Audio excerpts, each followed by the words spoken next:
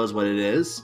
And let's just see if the race... Actually, I think the race is starting right now. Dr. Agahnim is the first to get out of bed. Welcome to Stoop Lunk's house.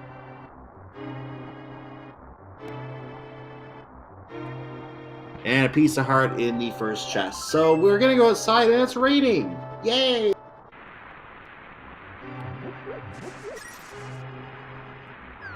Yeah, so this is standard mode scene, as we've been talking about. This first little bit of the game takes usually about between 6 and 7 minutes, depending. Might take a little longer for some runners. Okay, we've got a map check already. 2 pendants, Tower of Hera and Eastern Palace, are pendants today. Neither of them green. And Desert Palace is a crystal, just a regular crystal. Actually, that's the red one at Tower of Hera. That's literally a vanilla pendant. Fred? We have the bow from the uncle. This is randomized weapons, so the swords are still in the game, but we have a random weapon from the uncle, not necessarily a sword. Today, they get their arrows, and they're going to be able to fling arrows around immediately. Bow off the start is a pretty nice weapon to have. It usually means some pretty quick times can be had in the escape sequence. So the runners are now going to make their way into the castle. This is the only place they can go right now because this is how the escape sequence works. If you play regular Legend of Zelda Link to the Past at all, the NMG or otherwise, this is where you have to go to start the game. And you can't, without any major bugs, of course, without any major glitches, you can't really get outside that area without taking the princess to safety. Then the world is your oyster. So everyone's going to be going through that cycle right now. We're going to see if there are any interesting items down here. The first chest in the basement we did see is just a key.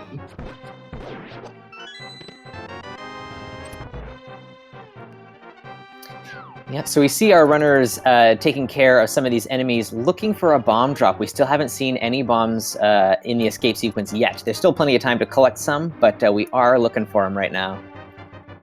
Yep, and there's a lot of places where bombs are needed somewhere in the game, but most of those usually resolve themselves later with other pickups. There are a few really important ones right now, one of which is the back of escape. If they don't find that bomb, they have to wait until they get access to a certain tomb later on, which I believe needs the power glove, and then they can come back to escape then. So if there's an important item there, that can easily be passed up.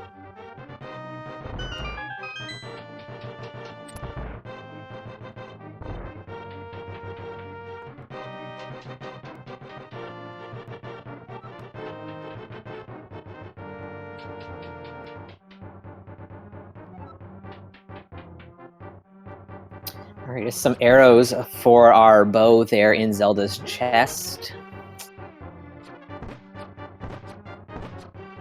And it looks like Boss Godfrey and Superintendent Taylor have already started the trip back. Superintendent Taylor has a slight edge. This might be a case of where it's not completely synced up, though hopefully we'll get that synced up for you in a moment. We'll be able to see that more accurately, but Superintendent Taylor, the first that we've seen to leave.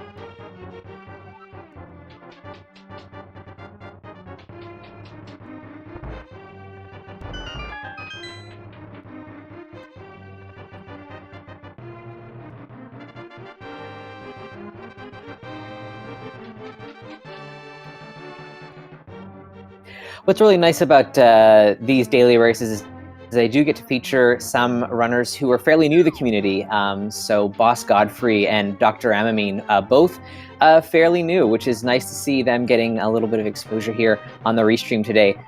So we always encourage more people to sign up and take part. It's a lot of fun.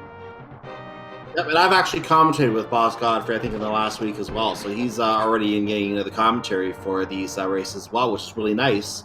Always nice to see new commentary come up to join calling some of these races as well. So definitely nice to see these newer runners in the races as well, like you said.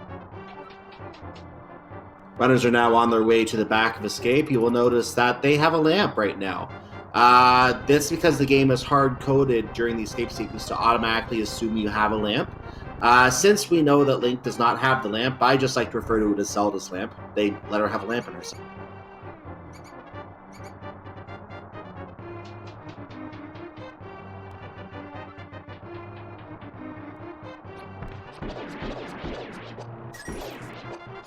We have another bundle of sticks in the Dark Crossroads chest.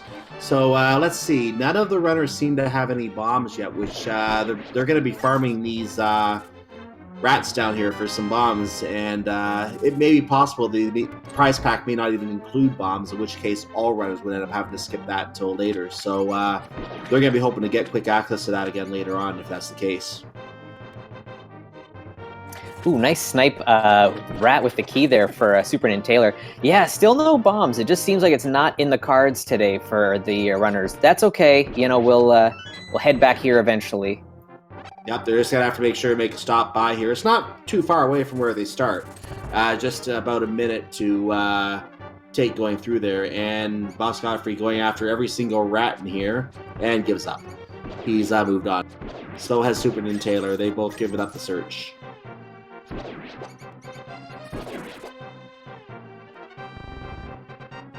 You know, there's going to be bombs in the sanctuary chest. I'm calling that right now. Yeah, really. Just a little slap in the face before they leave here. Pretty much.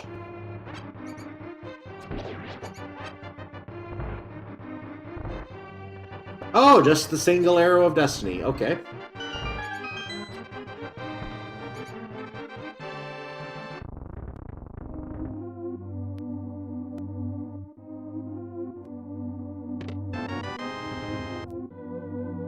So the world now, as I said before, the world is now their oyster. They're going to do whatever checks they really want to do at this point. The main areas to check are the Lost Woods, possibly Lumberjack Ledge along the way. Kakariko Village is a huge spot, and there are some places along the south shore. The items that we pick up in these areas are going to pretty much tell us the direction we want to go to start this seed. I would say in this case, though, because we already have the bow, Eastern Palace is already on the table, especially for runners who are comfortable with dark rooms. Even though it is a sequence break, it can be completed. Yeah, and even though it is a pendant dungeon, you know, it does have value in this early part of the game, so nothing there on Lumberjack Ledge, so won't need to kill Agahnim for that reason. So that's one ingredient, so to speak, in the Lumberjack, or in the Agahnim recipe that is foul. We will see what other kind of things come up later. Wow, Boss Godfrey picks up our first bomb there, sniping one of the crows. Dr. Amamine skipped on the shield in the Lost Woods. It looks like Superintendent Taylor is picking it up. So he does have a little bit of protection in front of him. And Boss Godfrey already doing the Kakariko check, so we're going to see the back of Blind's Hut in a second here. Big 20 in the bottom of the well I didn't mention as well. There it is for Etium.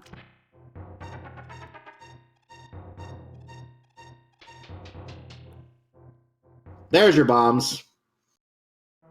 All right, that'll serve us well in Kakariko here. A little bit of cash as well, that's always nice.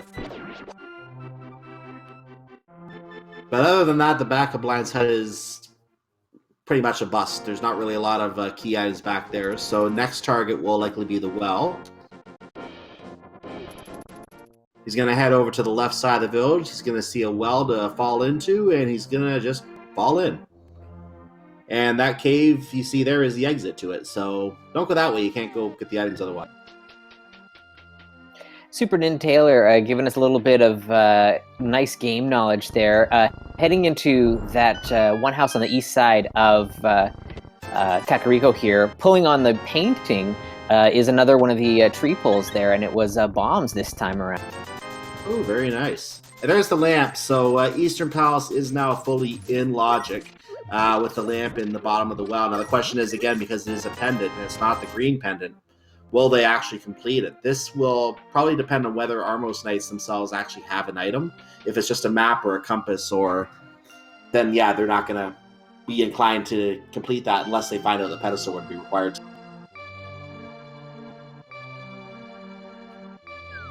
Yeah, all the clues we've kind of been given so far with the bow start. Oh, Book of Medora is nice.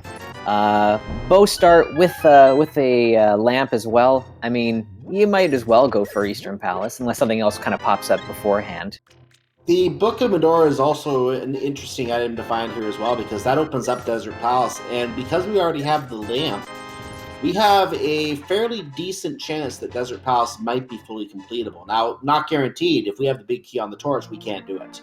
We need the boots to do it in that case. But there is a possibility, slim though it may be, that Desert Palace can be completed. Ooh, Magic Cape. That's not a good sign. Not at all. Whenever you see Cape early on, you immediately go to thinking about an Aga seed.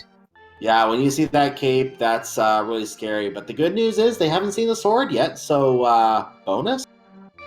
Yeah? If I'm not mistaken, I think you have to have 2 swords available before the logic will say you have to go through Agahnim. So if they don't see 2 swords, I guess that means he's not required. Yes, they're missing that piece of the puzzle for that. So as long as Boss Godfrey doesn't see any swords, I think he'll be very happy.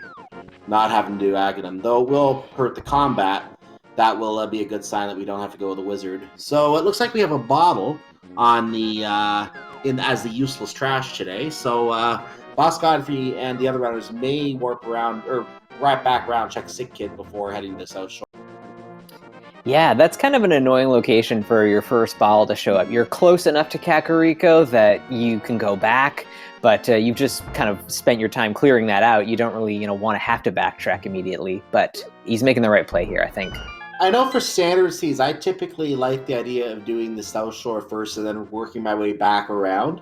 That way, any bottles that show up in the South Shore, I can already get Sick Kid. And in this case, the book would have already been found as well, so I can do Lost Woods last and check the pedestal while I'm up there, get all the information there out of the way. So I'm actually an advocate for having South Shore done before Kakariko in standard mode seeds, simply because we're going to have weaponry to deal with the South Shore enemies. Mm-hmm.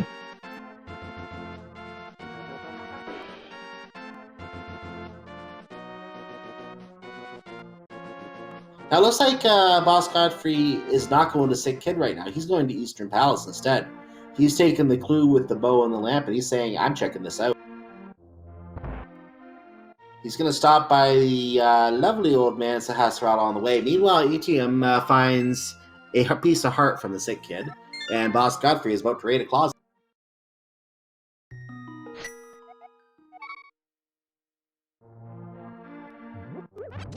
There's a sword.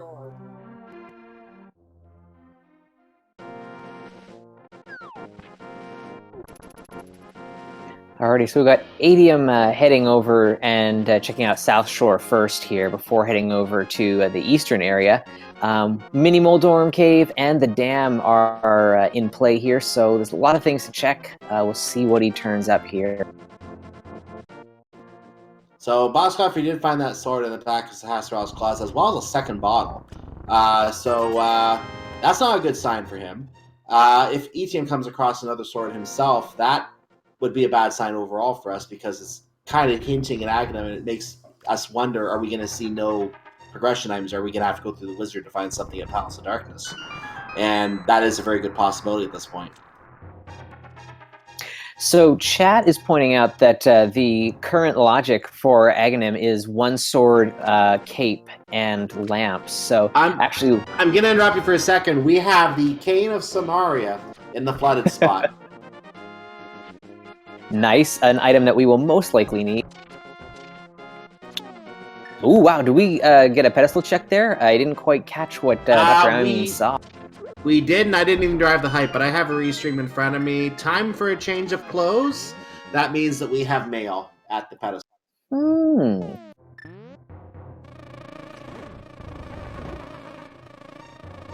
And second chest, Eastern Palace was a big 20. I did not catch the first chest, so I don't see any reactions. I assume it wasn't important. ET was showing an interesting tactic as well. Use a bee to kill the mini Moldorms in Mini Moldorm Cave. So named because of those 4 mini Moldorms. There are the flippers, by the way. What else are we going to have in here? We have some sticks. We have a second sword. Hello.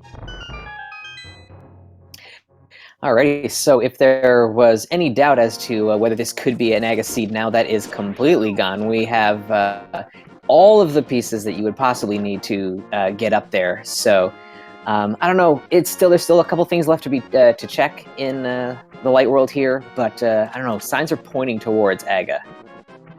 Well, we can still clean out Eastern Palace, and we can still do the at least part of, if not all of Desert Palace, depending where that big key is located and what's on the torch. So those are still both options. We can get Agahnim out of the way while we're in the desert area. And I'd say if we clean those out and we don't find any access to Death Mountain, Aghanim's looking like it's on the table.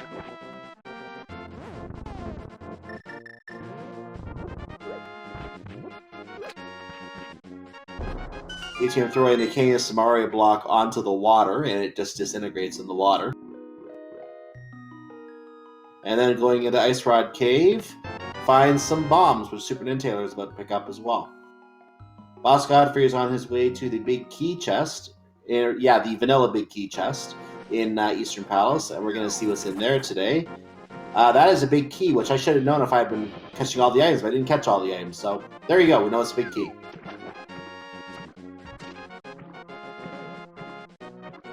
So ATM putting those flippers to use and is going to do some of the water-based checks here. Going to head towards Hobo. He has enough cash for Zora, so might think to do Waterfall Cave and then make his way to Zora as well. We'll see what he decides to do. Now look at Boss Godfrey for a second. He's actually going to the back of Eastern Palace to take on the Armos Knights. I'm going to assume this means that he has found both the map and the compass, because many runners will not assume pedestalcy at this point and consider getting the pennant just to make sure they have it. So I'm going to assume this means that the Armos Knights have an item. He wants to know what that item is. Yeah, I think if you've already dumped this much time into a dungeon, you might as well finish it off. So he's banking on maybe getting lucky and finding something on the Armos Knights for sure. Super Ninja Taylor did something I don't think Boss Godfrey did. By the way, Boss Godfrey just took a dirt nap in the back half of Eastern Palace there. Super Ninja Taylor did take a moment to talk to Sahasrara and find out that the green pendant is located in Ice Palace today. So we now know that that's where the green pendant is if we want a special item from the old man. So unfortunately, Boss Godfrey took a death there in Eastern Palace and decided to back out. So hopefully, for his sake, Armos Knights don't have anything. ATM taking a chance to see what's on the ferry. We get to hear the lovely ferry music as a result. And was that a bee or another ferry? I think it was another ferry. That might have been a bee, actually. I'll get a look at the bigger screen here and confirm that here. It looks like it was a ferry, I think.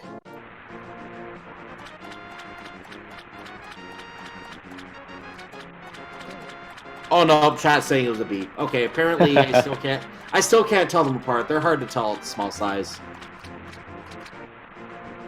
So Zora Ledge, a whole lot of nothing. So we're banking on the big fish here. Let's see what he's holding on to. I would call you out for a pun on that, but I'm not going to.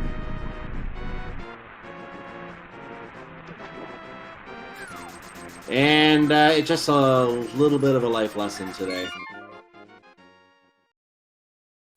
So really, at this point, there's we've got Boss Godfrey showing us pretty much the last things that we can check at this point, besides going all the way back into Escape.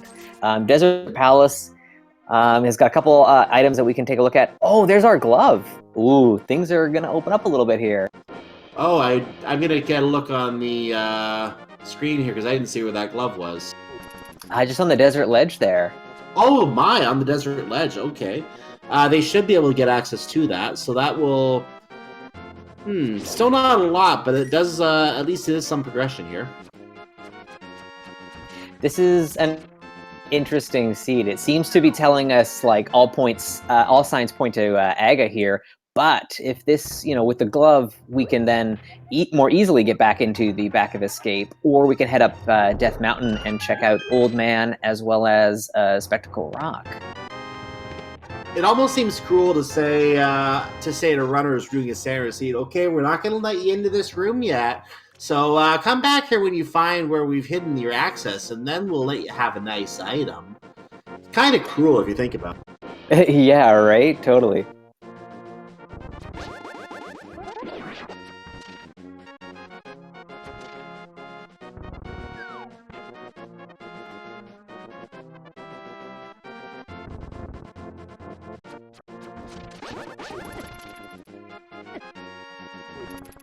Okay, so we've got the big key for Desert Palace here, which means that it is not boots locked, and because the gloves are hanging out there on the ledge, we will be able to finish this dungeon off. It'll be a tricky fight with only Fighter Sword for Boss God, but we'll see how he does.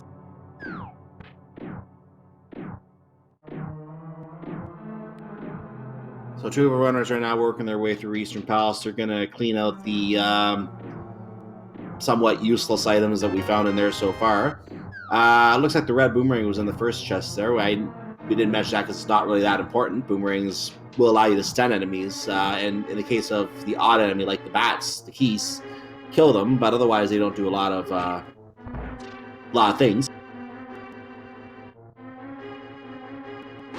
Boss Godfrey finds the compass in the big chest. Going to move on from there and make his way back out after pushing the switch again.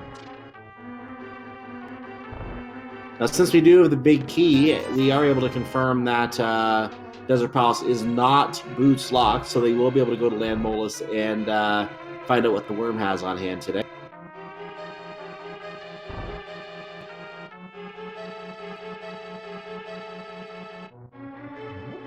So Go ahead. Yeah.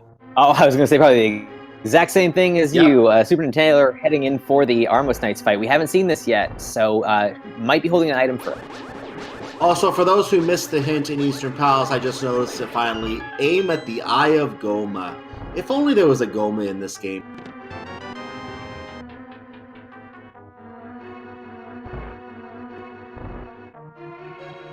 Alright, so just a piece of heart coming off of the Armos Knights there, so a little bit jebaited. It felt like the seed was kind of pointing towards maybe that being something worthwhile. Unfortunately, a little bit of a waste of time. Well, on the other hand, any runner who does finish Eastern Palace, like you said, it is quick to finish, and it's just that extra little bit of security just in case for some reason runners were to find out the pedestal was needed. Of course, now we know it isn't because it's just mail, but not an important pickup. They're not going to have to do that today, so we know the pendant is not necessary.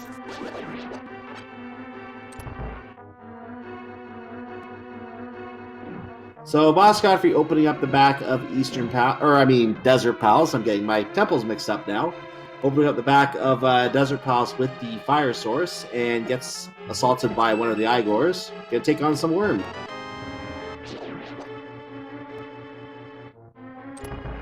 Super Taylor getting his check of the hobo under the bridge.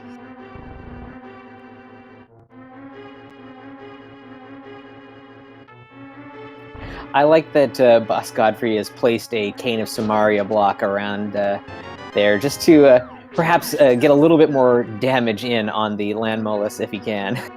Yeah, that's an interesting tactic. I've seen some interesting uses for that Cane of Samaria block. The most interesting of all being as something to rest against in the Ganon fight. Probably the most interesting strategy I've seen for that.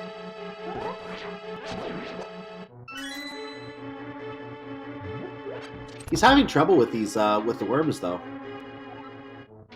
It's not a fun fight with Fighter Sword only. I mean, NMG strats would say go with the bow, but that's tough to pull off without a practice. So I can see the frustration, but it's understandable. It's not a fun fight. With silver arrows, you do want to use the bow because one shot to each worm takes it down. But yeah, otherwise it's either he hasn't found the Master Sword yet, so it's either Fighter Sword or take a lot of shots. And we see that Land Molus has the Moon Pearl there, so that's kind of an important thing to find. That's a very important thing to find. That pretty much means they're going to be able to not be a bunny.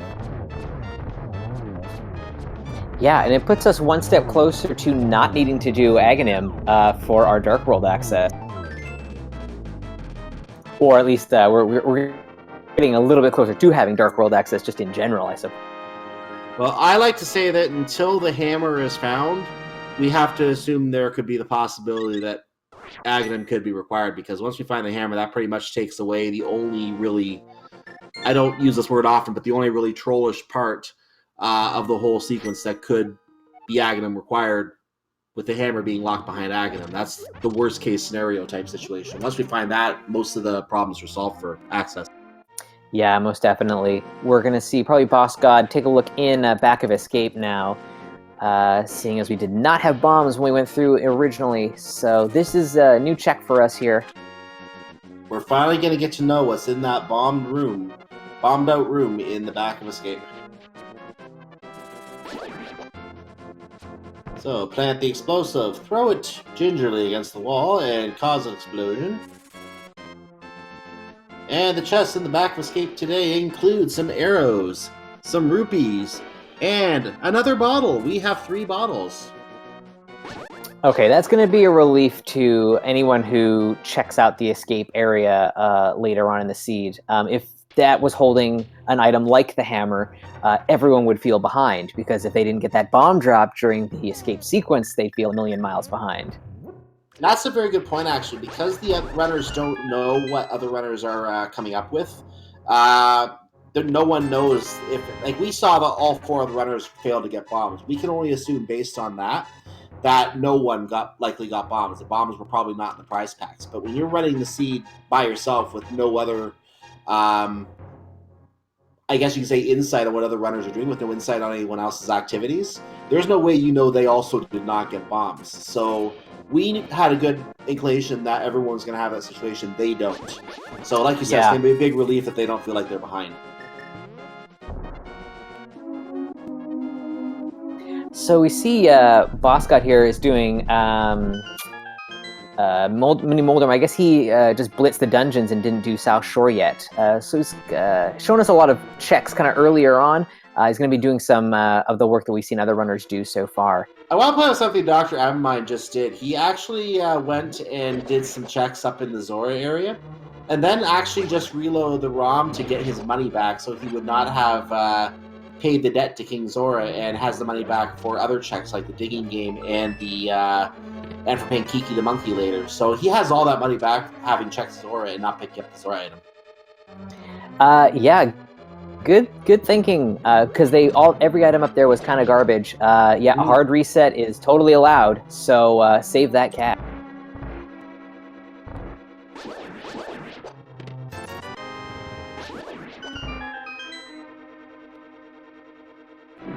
So while we've seen the first glove upgrade and the Moon Pearl, we are running out of locations to pick up that missing piece of the puzzle, either Titan's Mitts or the hammer. Oh, yes. I just saw a hint there. Did you see the hint? In Desert Palace? Yeah, Bombos is in Ice Palace. That means that we have to have the Fire Rod for access to Ice Palace if the Green Pendant were to be required at all today. Right, and if Bombos is a medallion that we need for either Misery Mire. Yeah. And just to explain what we are talking about when we say Bombos and the medallions for those dungeons, and maybe one of the trackers can light those up on one of the trackers briefly to show what they are just for a quick second. There are 3 medallions in the game: Bombos, Ether, and Quake. Those medallions will be used for 2 dungeons in the bottom row of the tracker on the far right. We don't know yet what dungeon will be, or what dungeon will be opened by what medallion opens what dungeon. But once we have that information from a runner checking, we will fill it on the tracker, and that will be information we can determine how they have to route the seed then. And Boss Godfrey is showing those, being lit up on those to show you what those are in case anyone's not familiar with them.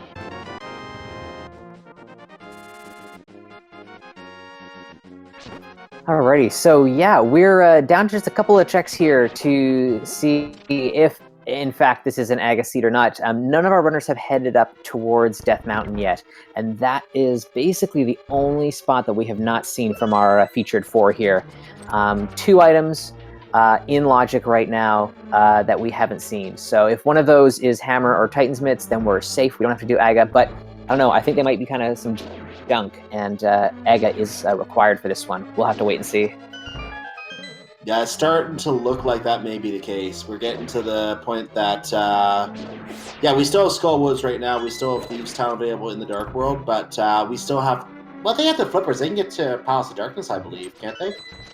Yeah, if they can find a way into the Dark World, then yes, they'll have access to, quite a few spots. Oh, I misjudged where E-Team was. Sorry, that was my mistake. Oh, okay. I thought for a moment E-Team was the Skullwoods, but now I see it's actually in Desert Palace. My mistake there.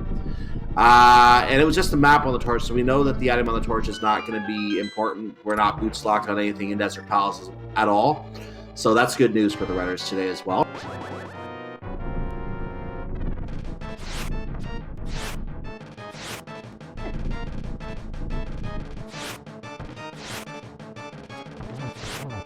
Yeah. I'm kind of thinking that what we'll see in this seed is like hammer being on pyramid ledge. So Aga required, go through that, and then you'll get hammer, which will give you a little more access around the dark world. Forget pyramid ledge, pyramid fairy. Wow, that's bold. Yeah, that's like a 1 in a million, but when that happens, oh my, do you feel horrible.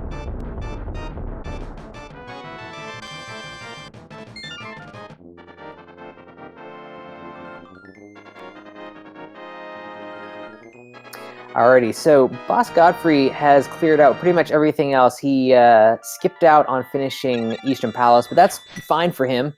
He's going to be the first one to head up Death Mountain here to check out these final 2 locations to see if this is an Aga seed or not.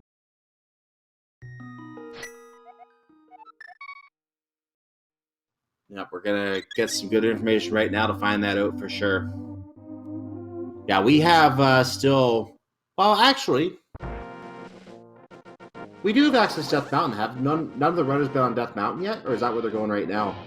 Everyone, I think, should be heading in that direction because they've kind of left it to the last of their checks, I think. Yeah, because there's only the 2 items and the hint tile up there they can really take advantage of. That makes sense. Because without any other access, there's no point going up there only for 2 items, I would think. Yeah, just to clarify, they need the hook shot to get to the right side, the east side of Death Mountain. And they can't go beyond Spectral Rock unless they have the mirror to get back from the Dark World to get on top of Spectral Rock. Those are the only 2 ways to progress. One will take you a Tower of Hair, which is a pendant anyway, but still has 2 items in it that can be added to the collection, and other checks you can drop down to as well. And Spike Cave is not on Logic Gate either because we don't have the hammer. Yeah, this is really it. We're going to see the last item here. Boss Godfrey checking out Spectacle Rock here. I missed what the old man gave him. Get checking on the restream here, but he does have 2 more items after the old man here. He does have the empty start point. 50 rupees, by the way, is what the old man had. He does have the start point at the old man's, I would call it house, but more of a cave at this point as well. So on Spectral Rock today, we do have the beautiful, lovely money. Yeah, and inside... we already saw Boss Godfrey check out 5 rupees and a hint that really didn't give us a whole heck of a lot. So you can see that Boss Godfrey is heading towards Agahnim. This is the play. Yeah, the conclusion has been made. A unique item is Fire Locked in Misery Mire, by the way, for those who didn't, in case Boss Godfrey, we didn't see that earlier. Now we know there's a unique item locked in Misery Mire on the fire side.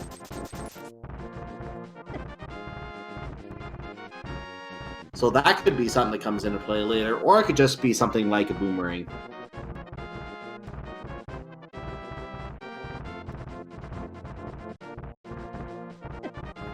So this is kind of a frustrating seed to be running for sure. When, as we've seen with our featured 4 here, is everyone checked literally every location before heading up Aga Tower. No one kind of cut any corners thinking it might be an Aga seed, so all 4 are probably kind of a little annoyed that here we are 33 minutes in and they're just trying to get their Dark World access now.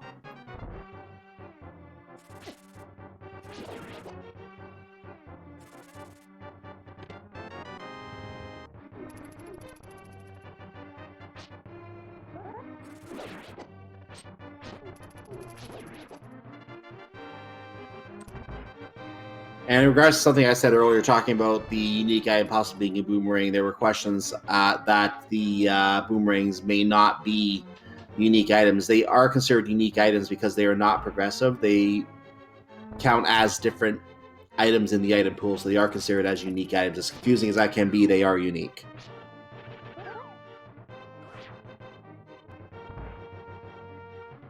So it's Superintendent Taylor and Boss Godfrey both in the dark area of Agnes Temple. palace right now, Aghanim's castle, whatever you want to call it. And tower, probably the right word. I bet you expected help, didn't you? No, not from any of these seeds anymore at this point. Yeah, really.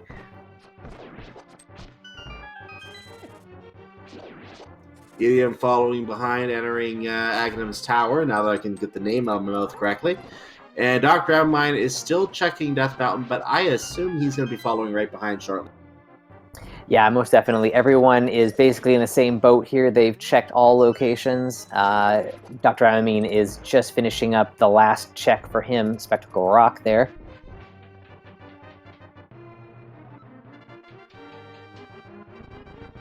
So since we are going to be paying the old man Agahnim a visit, or old wizard Agahnim a visit, this means that we get to play everyone's second favorite game in chat. Guess the number of blue balls today. How many blue balls is the wizard going to throw at us? Anywhere from 0 to 15.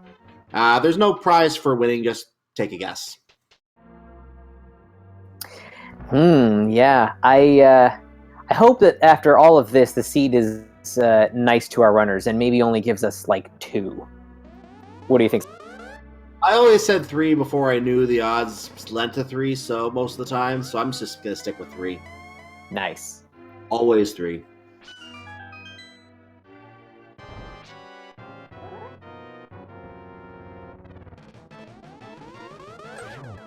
So what's you're going to see in the Agahnim fight that Superintendent Taylor and Boss Godfrey are both doing right now? They're both going to be flinging these orbs back at the wizard. So now the first shot is guaranteed to be an orb that they can fire or spin and fling back. The next 3 are either another of those orbs or the blue balls that we're talking about. Like that. 1 blue ball for Superintendent Taylor, and Boss Godfrey is about to get as well. So what you see after that is actually that was 2 blue balls for him, so I think he's a little further ahead. So you see a lightning crescendo then, and after that, you get 4 more shots.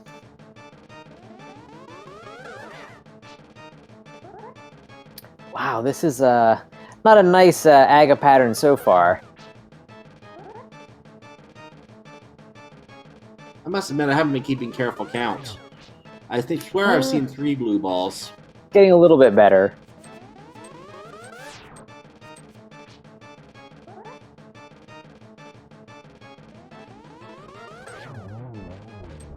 So Boss Godfrey was actually ahead here. So he's going to be the first to clear Agahnim. I'm going to watch ETM a little better on the Agahnim fight to see what the count is.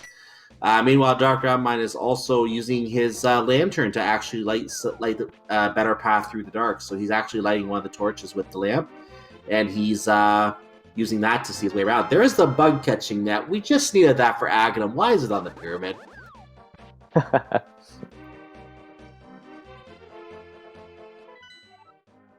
Oh, we have our map check. I'm going to try and pause it on the actual Twitch stream when I see it, but I saw number 6 crystal on Thieves Town, so that's one of our 5-6 crystals. That was the only one that I saw. I paused it now. I see number 5 is located at Misery Mire, and we have the green pennant, as we already knew, at Ice Palace, so everything else is a regular crystal. Nice. So Superintendent Taylor taking a look at Catfish first. Boss Godfrey going right for Pod. This out-of-the-way location is never fun to check, but, seeing as you've just gotten access to the Dark World, maybe it's got the one piece that'll help you get around the Dark World a little easier. Maybe a hook shot or a hammer. Yeah, Catfish always has something. I'll go with your hook shot call on that one.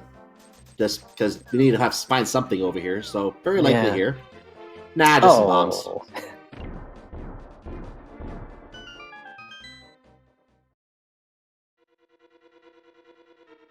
So just for our tracker's benefit, the 5-6 crystals were on Misery Mire and Thieves Town today. Those were the 2 that had the 5-6 crystal.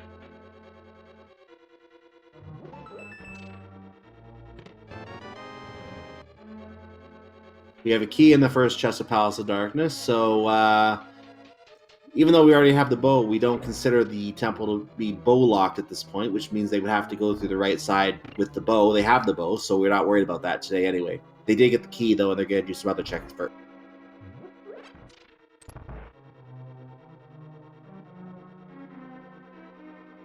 And the reason they're doing these other checks first is because there's 2 chests that they can check in the Bullock side, and then they're blocked by a need for a hammer. So ideally, they will find the hammer here somewhere. They can just continue on Palace of Darkness and finish it, but that most likely won't be the case. Yeah, the way this seed has gone so far, it's not likely that we'll find the piece that we need to finish this dungeon off. Yeah, this is starting to look like a linear seed so far, really, in many respects. It's certainly pushing our runners in specific directions. Yeah, most definitely. Did I just say they weren't going to find the hammer? Of course they're going to find the hammer, right? Okay, oh well. They're going to be able to finish Palace of Darkness now. That's actually really good news for the runners when they come across that, because now they can finish the dungeon, and they're going to be able to get their second crystal at this point. All the runners have complete Desert Palace, so it will be everyone's second crystal. Yeah, that'll open up the Hype Cave, Stumpy, and Digging Game as well. And that gives us access to actually the Dark World from north side. So Village of Outcasts and Skull Woods will also be accessible. So this really opens up a great deal. We'll see some divergence most likely from this point on. Yeah, it does. Normally to get through that passageway to the north of the pyramid, to the northeast, I should say, you either have to have the Titan's Mid alone to get through one side, or the Power Glove and the Hammer to get through the other, I believe. So, yes, because they have both the Power Glove and the Hammer, they can get through to Village of Outcasts. So they have access to all of the main area of the Dark World now. The only thing they can't do right now is Dark Death Mountain. And, of course, they can't even get to East Death Mountain in the Light World either, because it still needs the hook shot. Actually, yeah, either the hook shot or the mirror. The hammer would get them through to that side on the top.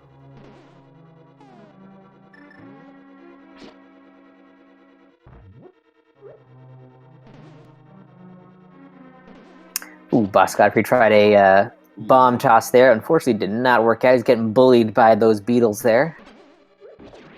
And I'm noticing a large quantity of green hints inside inside this seed in general, not just Palace of Darkness. I think we've already seen 4 green hints. Yuck. Alrighty, Dr. Amamine is also in the Dark World, so all of our runners have successfully gotten through the Agahnim part of this seed. He's heading straight for Palace of Darkness as well, so he'll be rewarded with a hammer, which is nice.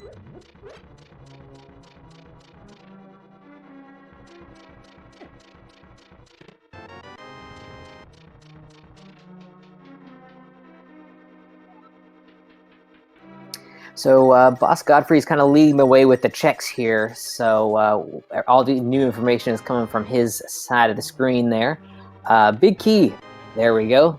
Hey, and the mirror. Very nice. The mirror is a great thing to pick up. That will, as I kind of just alluded to, open up all of Death Mountain, the Light World. The only thing we need now for full Dark World access is that Titan's bit to open up the Dark Death Mountain. Yeah, I mean, I like seeing the mirror pop up here, but at the same time, it's kind of an annoying item to have make an appearance at this point. To have to go all the way up the mountain, mirror, and then use the hammer to get over to East Death takes forever, and no one likes to do it. Oh, okay, well, the hookshot's here as well. Wow, pod is low. Yeah, I think this lends credence to the Agahnim required statement, because now the seed is not only no longer linear, it's opened up and then some. They have a few options now. They can't go to Swamp Palace yet unless the hammer happens to be in that one chest in Swamp Palace, which it has been before. Well, we already got the hammer, buddy. Oh, the hammer was here too. Oh my goodness, that was loaded. I didn't even notice the hammer. There were so many items in here. Oh yeah, the hammer was the first item. I will wake up. I will wake up. There's so many items here, you get confused after a while. Hammer, mirror, and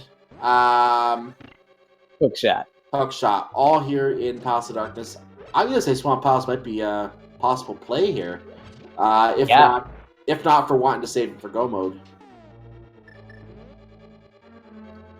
Yeah, I mean, this kind of blows the seed wide open. You've got items that can get you into a wide variety of dungeons. So it'll be really interesting to see what our featured 4 decide to go for next after pod here. Yeah, I'm just taking a quick scan of the dungeons here. We know that Swamp Palace is completely blown open now, just with all the items that were here in Palace of Darkness. There's your hint, by the way, for where to go, probably. Skull Woods and Thieves Town are available from Village of Outcasts as long as you can get to Village of Outcasts, and we know they can. Hammer will allow them to complete that last chest in Thieves Town as well. They don't have a fire source to get to the back of Skullwoods, so we still need the fire rod. Other than that, just dependence. And the ice rod for Turtle Rock, and we might be good to go here. Yeah, it's definitely shaping up.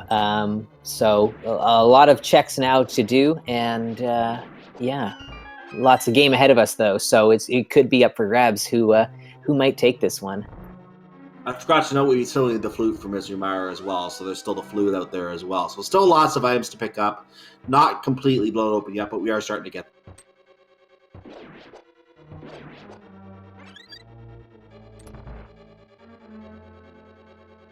And of course, there's always the possibility of being boots locked in Ganon's Tower as well, which is the absolute worst feeling.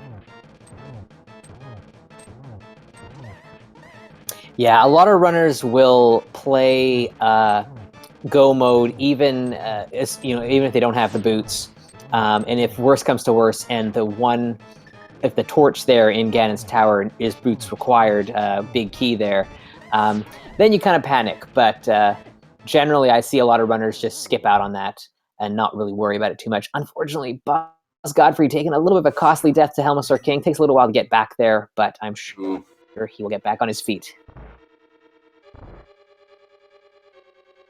Yeah, that's a bit of a walk to get back there to Helmasaur King again, so it's going to be a little bit of time to get back to that fight again.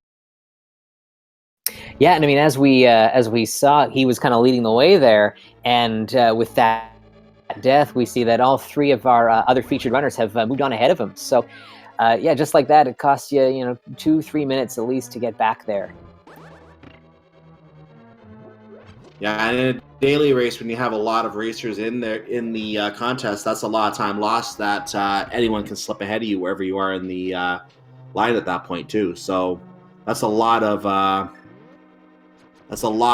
time lost if you think about it. Yeah, but with everything in the world kind of opening up, all is not lost yet for Boss Godfrey. We've got a lot of checks to do still, and he could luck into finding some of those key items sooner than some of our other runners. Superintendent Taylor takes down Helmasaur King, and where does he go next? I'm excited to find out. I think we're going to find out very shortly as well where he decides to go next.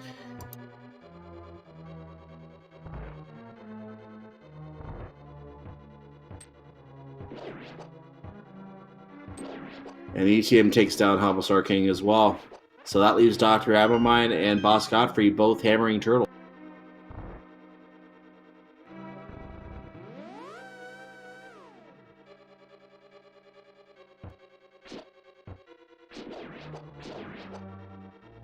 And Boss Godfrey kills the final batch of turtles. Dr. Abelmine about to do the same. So our wonderful tracker is pointing out to me there that Dr. does not have his hookshot yet. Oh, and he's missing the big key. He forgot the big key. Uh-oh. Yeah. That might be why he didn't find the hookshot. Were they both in the same area? Oh, and he doesn't have anything. I don't think he doesn't have his mirror yet. He's trying to kill himself with bombs. You hate to see it, and it's kind of funny if you think about this is how he's trying to do a death warp, because he forgot to get his mirror as well. So he couldn't even mirror back to the start of the dungeon. So that was a very, very costly miss of items by Dr. Abelmine. When the keys work out the way that they do, you've got your hammer and your bow, and you've got a couple keys in hand. You might think to just go for the boss first. It's a totally reasonable strategy when you're kind of navigating through Pod, but you do need that big key. So missing that, kind of his downfall there. By the way, we're going to get our look at Hype Cave. I think this is new for us. ETM giving us our first check of that. Big 20, some bombs, another big 20, and some bombs. I missed the first time, which I'm going to check on the restream right now. It was a shovel. So, Sabatender, rate that hype. Ooh, if I'm going to give that a rating, I give it maybe only a 2. If that shovel turns out to be something, then hey, it totally turns it around. But yeah, no, not great. Yeah, I actually called a race recently where that shovel actually dug up the mirror, so we basically gave that cave a 10 at that point because it was a decent cave otherwise. But yeah, it's good to depend on that shovel whether that hype cave is really hype or whether it's more wipe today. ETM looks like he's making the play on Swamp House right now. I like the routing because he checked Hype Cave and he went straight down here. So he's going to get Swamp House done at the same time. There is a hint tile in there too, which could provide some useful information. Super and Taylor checking the Bombos tablet. And we know from a bug in the logic of the randomizer that they cannot have progression, but he might be looking for another sword upgrade or something along those lines, maybe some mail. So that much could still be there. The boots is in Skull Woods. That's actually a useful hint. That is a very useful hint. So now we know where the boots are. What we don't know is, are they on Mothula? Ooh, yeah. So I think what our runners are deciding to do here is, even though we have East Death Mountain now open with all of that hookshot access, they're waiting to get Titan's Mitts before they commit to a mountain climb. So I wouldn't be surprised if they hold off as long as possible before heading up the mountain.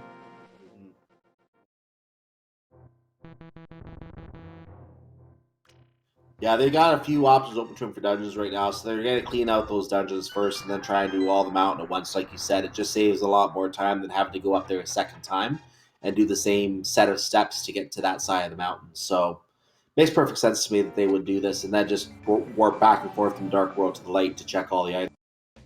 Yeah, definitely. I think that's what they're thinking. Seeing as they've already, it's been a bit of a slow seed. They don't want to waste any more time going up the mountain, down the mountain, whatnot. And then they can check the medallion at Turtle Rock at the same time.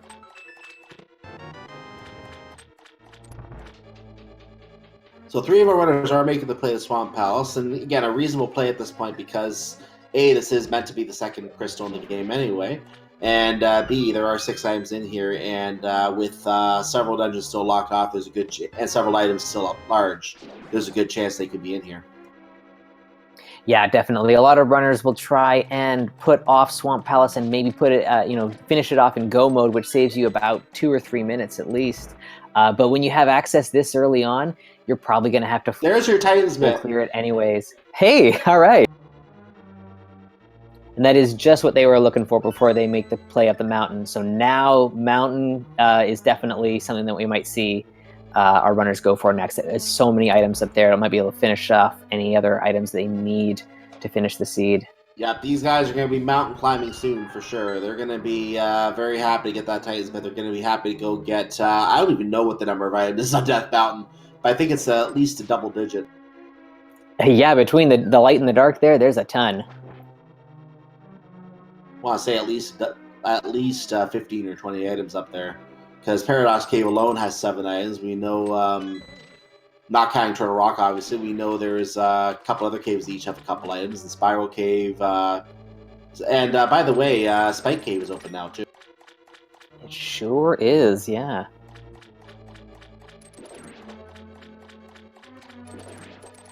Oh, and Hookshot Cave, I forgot to point out. Yes, and Super Bunny as well. Oh no, it goes from bad to worse for Dr. Amamine, taking a death to Helmosaur King there. He is just a little unlucky in this dungeon today. Yeah, things are not going well for him right now, unfortunately.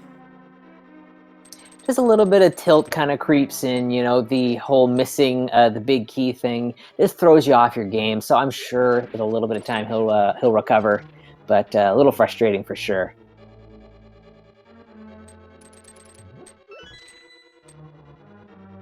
And in him finding looks like it was the 10 bomb prize pack that the uncle could give you as a weapon in this mode of play. He gave us the bow today, obviously, so the 10 bombs was located somewhere else. That item was actually created when the randomized swords method of play, which they're playing, first became available in the randomizer. I think that was version 29 that happened. That item was actually created and added to the prize pool at that time. So that is a unique item in the randomizer. Yeah. And shout outs to Chloe Prower in the chat there with the correct count on how many items are up on Death Mountain for our runners right now. 15 on East Death Mountain, 2 in Harrow, 1 on the tablet, and 1 in Spike Cave. It's a total of 19 items that they'll have a quick look at if they head up that way. And that does not count the few inside Turtle Rock, which we can't really complete yet anyway. We can get in, we can check one item, but that's it. And we need a medallion to do that anyway. Yeah, if we do find the medallion, that would open up another couple of checks. But yeah, at least from what we're looking at for now, yeah, 19 is the number. Mm-hmm.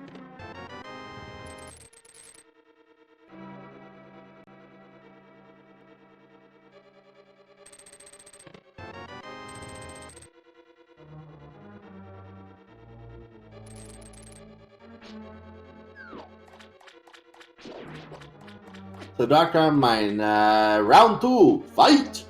Fighting the Helmstar King once again, getting a lot of health on hand this time, so I think he might be okay with this fight. We're going to find out how he does when the mask comes off and the King gets faster, like now. Superman Taylor is the first runner to have his Feast of Calamari, and he is going to exit Swamp Palace with the with a third crystal in hand.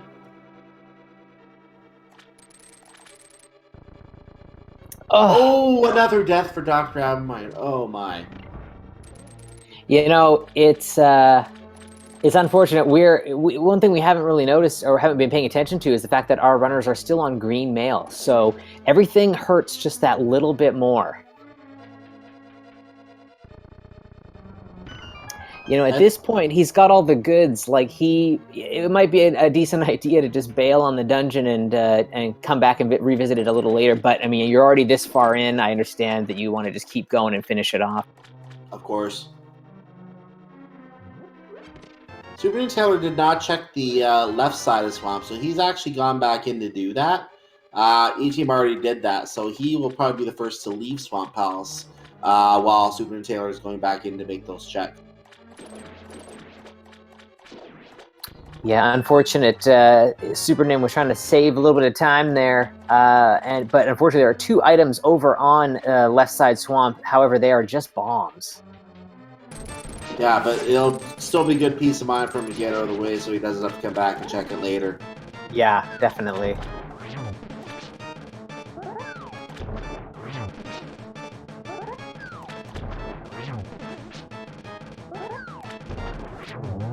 And there's the dead octopus for Idiom, and as he finishes, Boss Godfrey begins the fight. As you see, what they do is they take those little puffs, they're called Argai, they actually have the name Argai, pull them off of Argus's body, and use the hook shot and slash them with a sword. And some runners will try and do 2 at a time and spin slash them at the same time. Some are more comfortable doing them 1 at a time just to make sure they get them out. So it really does depend on the runner, but once they all come off, you can attack the main octopus. What? Did Etienne not check something in here? Big chest is the only thing I can think of at this point. Yeah, I'm sure he did the left side, so yeah, he must not have opened the big chest. Or maybe Argus... did Argus actually drop the boss key? That might be why. Argus dropped the map, I think, but I think in the back half of Swamp, the big key was hanging around. We'll get another look at it here, and we're going to find out as soon as Boss Godfrey finishes the fight. He's low on health, though. Hopefully he doesn't... Nope, he's good. No, it was the map. You're right. Okay. Alrighty, so in the end, Superman Taylor is the first to officially take off from Swamp Palace. And big shout-outs to Dr. Amamine there for finishing off the Helmstar King fight. Nicely done. 3rd time was the charm. You want to chase 1 victory. It's not like boxing. Or any other type of thing. Oh, we're going to get a check a Stumpy from Idiom here. So let's see what happens. Nope, he gets some bombs before he turns into a tree. And now that he has the mirror, he's going to use the shovel spot, because he can dig it.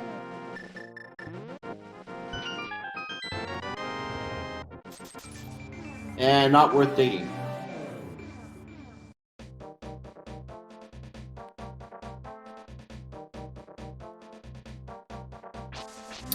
Alrighty. So our runners are going to continue around to digging game, and then because we got those Titans mitts now, they can just head straight up into Village of Outcasts, and I imagine that Thieves Town will be their next target. And K45 not worth the pickup for Idiom.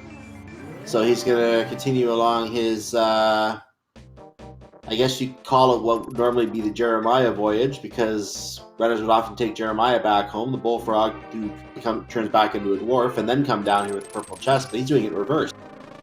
Yeah, just the way that the items have kind of laid themselves out in this seed, we have everyone doing that in reverse today. Yeah, because they did Swamp Palace, so it made more sense. So now doing the digging game, we have anywhere from 1 to 30 digs, and that will produce a magical, mysterious item like that piece of heart, which is vanilla. So not really worth it.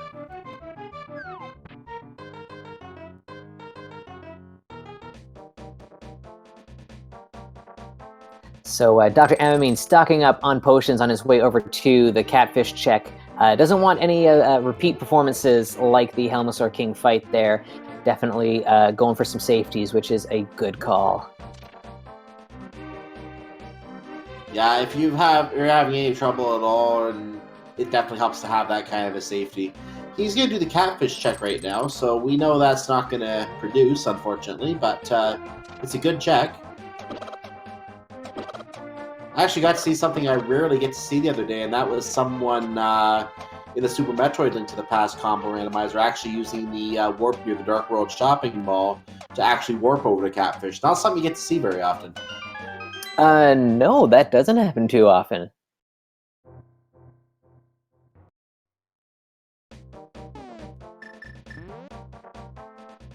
So Blacksmith with just a big 20 there, so not a whole lot of value to be had.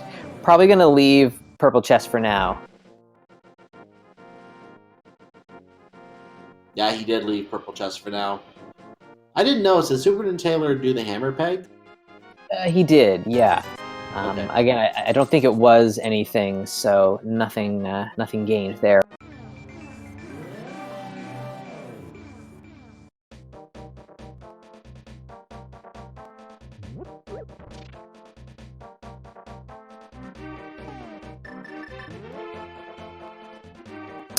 Oh, okay, so Superman Taylor, with that boots hint in mind, is heading up to Skullwoods first. You know, I actually saw this going on in chat, a little bit of a conversation, whether or not you do this first or Thieves Town first. I don't know. I think we're going to find out if it's going to be a worthwhile play or not to go for Skullwoods first. On one hand, Thieves Town is a better play because you get twice as many items out of it, but we know there's a unique item, the boots, in Skull Woods, that it will allow them to go faster overall in the seed as a whole. So there's not really a wrong answer on that. Both are viable plays. It really comes down to runner preference, I think. Yeah, and when they are the first item that you find in Skullwoods, that's always extra nice.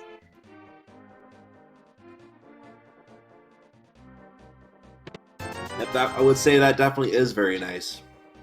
Yeah, that was the one risk, is that the boots might still be locked behind the fire rod, but that is not the case. I am checking out all the locations in Village of Outcasts right now, but not going to Thieves Town yet. Looks like he's also looking at Skullwood. Boss Godfrey following behind in the C-shaped house, just leaving there. And Dr. Amine now in the treasure game.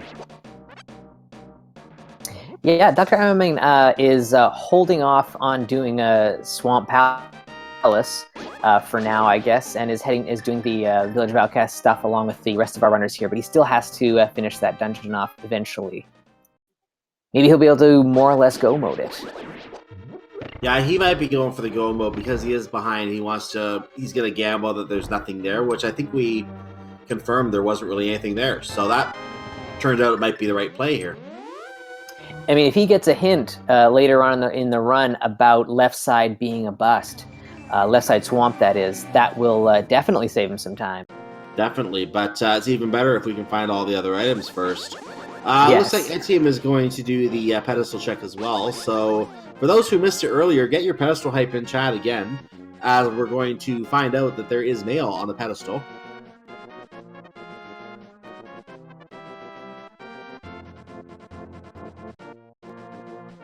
And there it is. A change of clothes. So two of our runners... Sorry, go ahead. No, go ahead.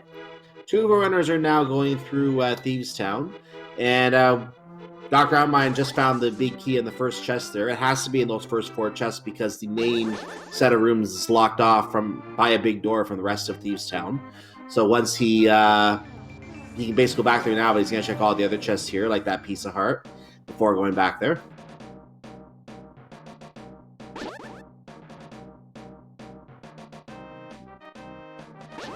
Now, it's interesting to note that these 2 runners have actually chosen to do this before going to Skull Woods. So again, there's no wrong answer to that. They didn't want to take the chance with the fire rod being needed for the boots, probably, so they wanted to keep looking around here first. Again, definitely a valid option. So we did see 2 items in the front of Thieves Town. That means there are going to be 2 more items back here. We also saw a map, so that means there's still a compass and a key at large as well. Unfortunately, Super Nins checks some of the boots locked locations and the graveyard ledge not turning up too much, but those are kind of another set of locations that are a little tricky to route in, so it's never really a good time. Might as well just knock them off once you have a spare moment, I guess. Now, Boss Godfrey checked the hint. I didn't catch it, so I'm going to see what it is when Dr. Outmine gets up there, but he is heading to the Sunshine Room right now. And the Sunshine Room, as I like to call it, I call it that because of that nice ray of sunshine coming in to a location on the floor that you can throw a bomb at and crack. And that unlocks a special encounter with a special character later on who you basically have to kill.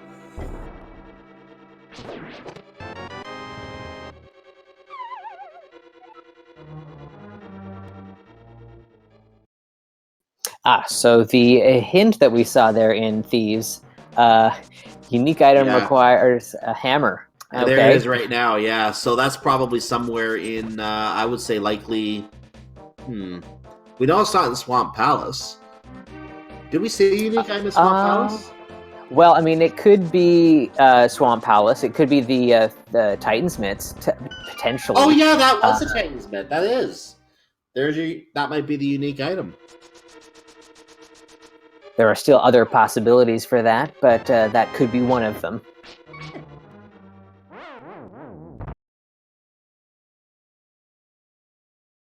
And Etienne unfortunately takes a death. Well, this might have been a planned death. Let me see. Yeah, he did it as a death warp. So he takes a death warp in Thieves Town to go back to the start because he was low on health. He wanted to get some health back, it looks like.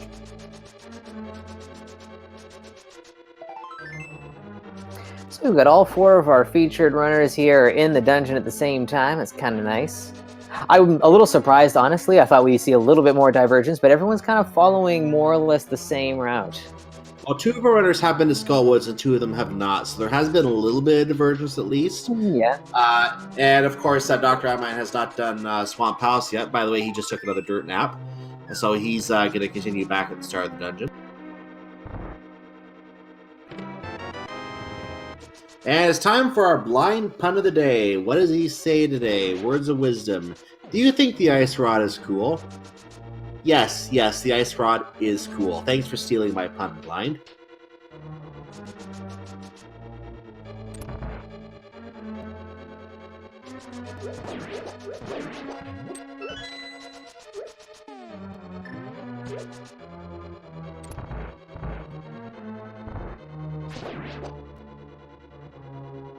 Boss Godfrey going for the cape there for just a little bit of safety.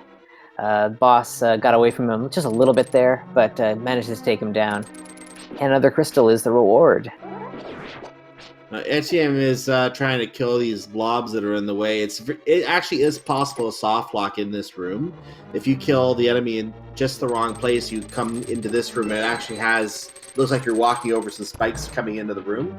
That's your sign that you soft lock because you've killed the enemy in a spot that the game gets confused as to what's going on because you're in between 2 rooms. The way that it looks at the coding looks at it, so you can actually soft lock yourself in that room if you're not careful.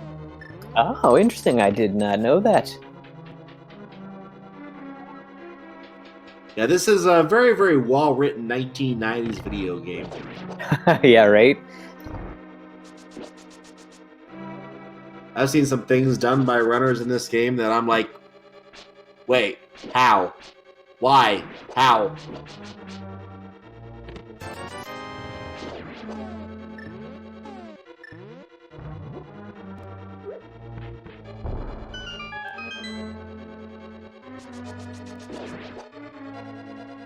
So Boss Godfrey now making the check of Skull Woods. I don't know if we've actually seen what's on the bumper ledge today. Have we gotten a glance at that?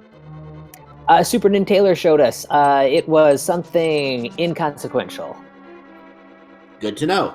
So the cape will not bear any relevance today except for invisibility.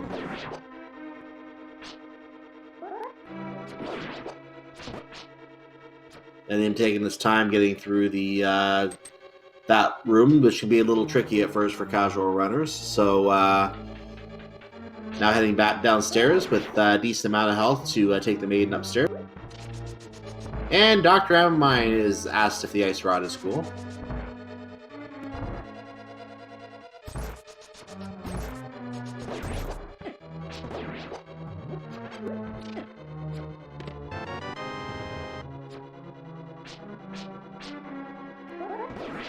And Eddie am actually going after the Zyzax. I guess he wants to get a little more health for the blind fight.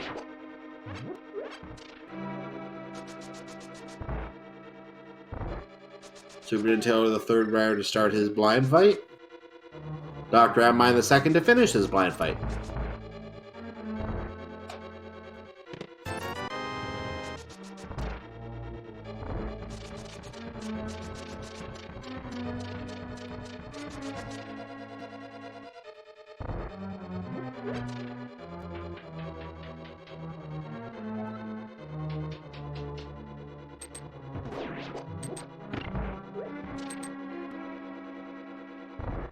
Godfrey getting his map out of the back room in Skull Woods, and Superintendent Taylor the third to finish his blind fight. ETM, the last one to be asked about the ice rod. Dr. Amine is now doing the digging game, so he's going to get his fifth item piece of heart, fifth big piece of heart.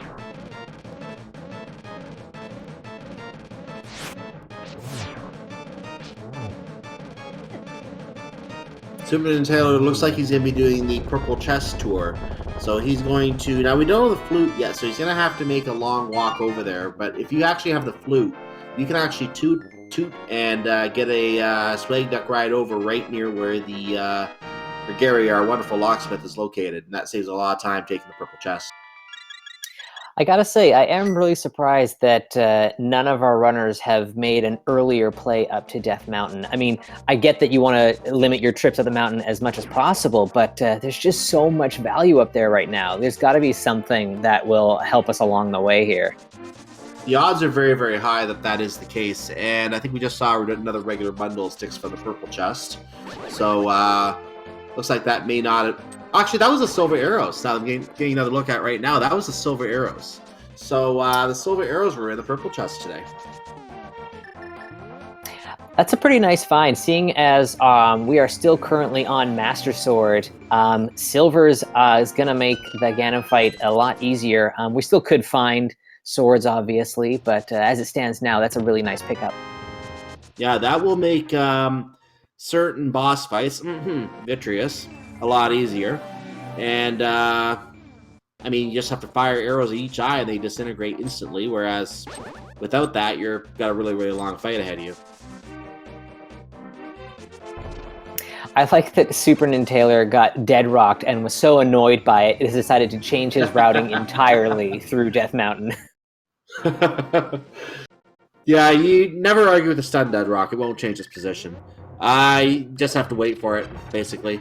Yeah, dead rocks are not fun. You can use Quake and actually not turn them all into gooey jelly creatures that basically can't stand up to you, but it costs time to use that spell.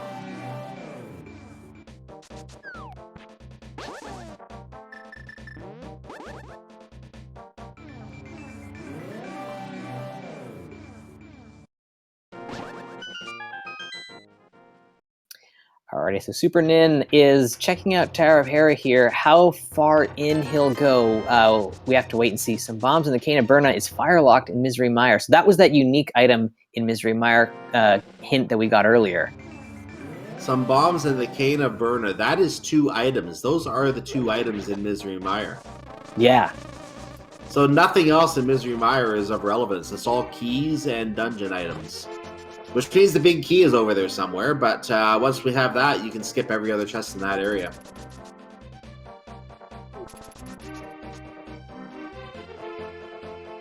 So Boss Godfrey is showing us East Death right now. Hey, there's our Tempered Sword bottle. That's our 4th bottle. All 4 bottles are accounted for, and we now have the Tempered Sword. And not too much else, but that Tempered Sword is a really nice pickup.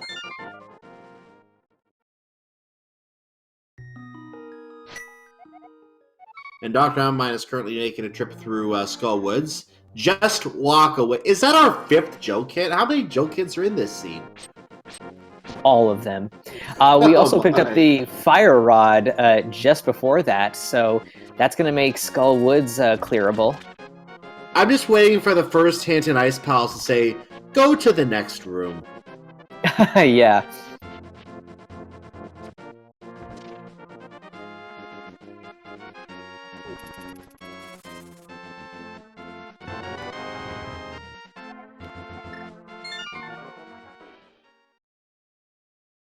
By the way, something being noted, Superintendent Taylor having found the Fire Rod, that means that the Bombos Medallion is now in Logic. That is located in Ice Palace. We had that hint a long time ago, but this is the first time we can actually take advantage of that hint.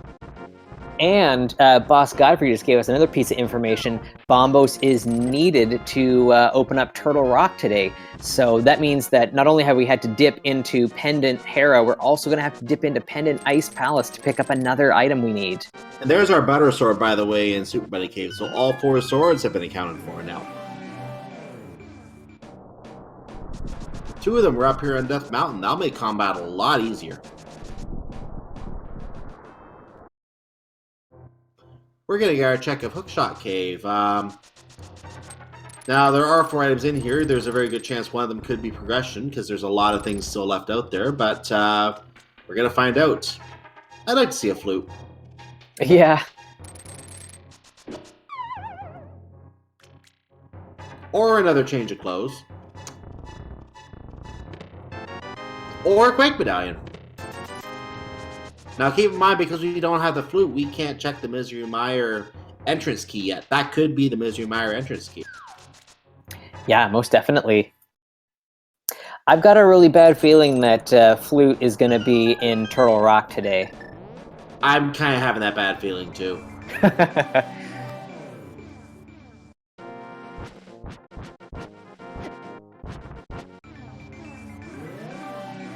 So 3 of our featured 4 here are kind of flip-flopping around here on Death Mountain. We've got Super Nin now checking out East Death, doing the dark checks first here. While Boss Godfrey is entering into Tower of Hera, which will be great. He'll pick up that Fire Rod if he keeps going through the dungeon. Mm-hmm. Yeah, and actually, now that we know the Fire Rod is in Tower of Hera, yeah, that's definitely 2 dungeons we had to go into. You know that earlier. I'm trying to remember if Eastern Palace had anything in it. I don't think it actually had anything of worth, did it? It did not, but it definitely debated all of our runners because we had the boat so early on and the lamp as well. Mm-hmm. Yeah, that definitely is a, I don't want to use the word trap, but it's definitely a hint to go check it out. And checking it out early, it's definitely a good play to check it out, get the checks out of the way, but most runners like to save that for when they're doing Palace of Darkness. Of course, since we had to rule out that it was an Agahnim seed, and we confirmed it was an Agahnim seed, they had to do Eastern Palace anyway if they want to do that. So not so much being debated, as you say, they had to do it to confirm they had to go to Agahnim. True, yeah.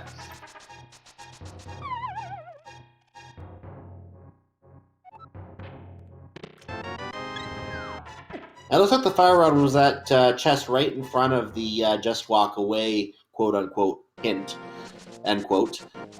So that's what the Fire Rod is in that chest that's open right there.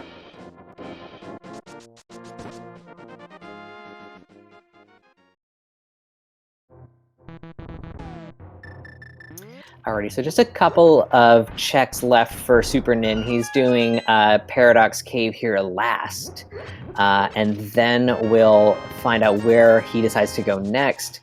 People in chat throwing up Ice Palace as a possibility. I think that's probably a pretty good bet. He's going to want that Bombos medallion. Not too much else that we can really get at. He wants to go for the one item in Skull Woods, could do that as well. Yeah, they could take out Mothula because they have to do Mothula anyway. So what would happen when they go after Skull Woods is they will face Mothula first, knowing there's one item left. And if Mothula does not have the item, they can check the other item. Of course, at the same time, there's more than one item located in Ice Palace. Plus, you have a green pendant. There could be another item on that we might want. So Ice Palace, I think, is the more viable play, and then go back and deal with the worm later when you're in go mode. You don't care if there's an item or not. Of course, if that item is the flute, then you have to go do it anyway.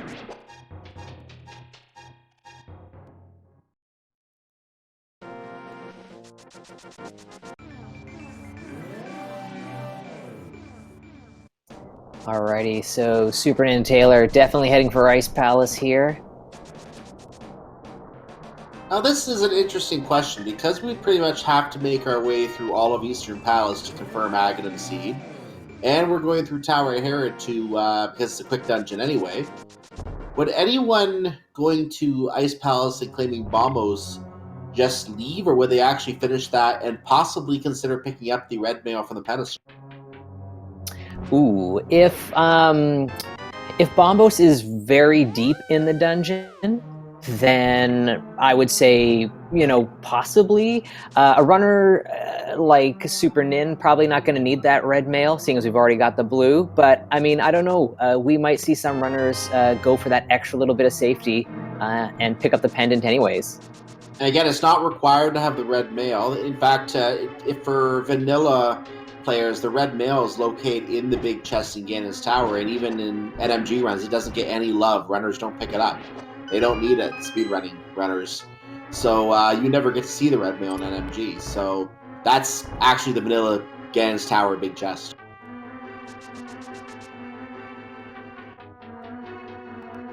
So it'll be very interesting to see if any of our runners do get all three medallions or all three pendants that they. Maybe I want that, and I could actually see Dr. Abmine having had a few deaths already, possibly thinking, you know what, let's just do it.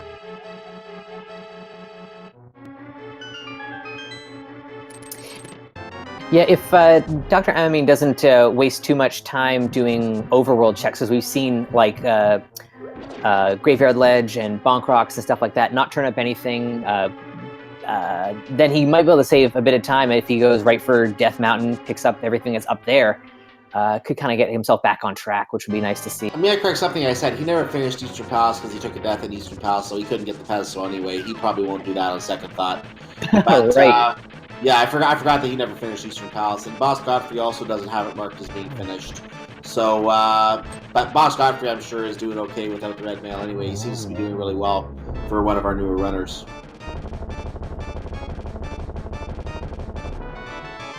And there is our regular blue boomerang, by the way, if you want to know where it was. It was in Bonk Rocks.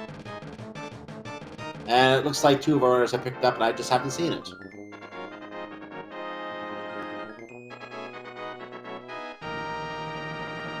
Yeah, I guess that's how much we love the bloomerang there. We don't even notice when people pick it up. Oh, Super Nintendo went to Ice Palace. I never even paid attention to the hints, because we have 3 hints in Ice Palace, and I'm being told there's a Thanks Game hint in there, so we're going to have to pay attention to that later and see what the Thanks Game hint is. Alrighty, half magic. I think that's the first item that we've seen in the dungeon so far. Ooh, we're getting a check of a Spike Cave now. Dr. Yes. Armine is leaving Swamp Palace. And Boss Godfrey looks like he's going to the Skull Woods area. He might be dealing with Mothula right now. Interesting. So we are seeing a fair bit of divergence here. It went from a linear seed to flat out open. So Spike Cave turning up with a whole lot of nothing, unfortunately, for ATM, but we'll see where he decides to go next. Might be heading towards Ice Palace, I think, as well, might be his play. Looks like or not. Dr. Amine is going to dig it right now and get nothing for it and say no thanks to the Big 20. We do have a hint in this room. He might have already checked this hint, Super Nintendo might have, though, so we won't get to see it right now. Yep, Boss Godfrey going for Mothula. Yeah, well, there was still one item back here. There's our Bombos in the iced tea room of Ice Palace here. So, that is deep. That is. I mean, that's kind of like let's go for Cold Stare anyways kind of territory. And I don't think Super Nintendo checked the pedestal yet, so this will be his third pendant, and he may do a blind pull of the pedestal just to rule out the item there. I could see that being a definite possibility, yeah. Yeah, I don't think he checked the pedestal. The other three runners definitely did, so they're not concerned about it, but he might pull it just so. Chat, get your potential pedestal hype in chat here in case he pulls it. It could happen.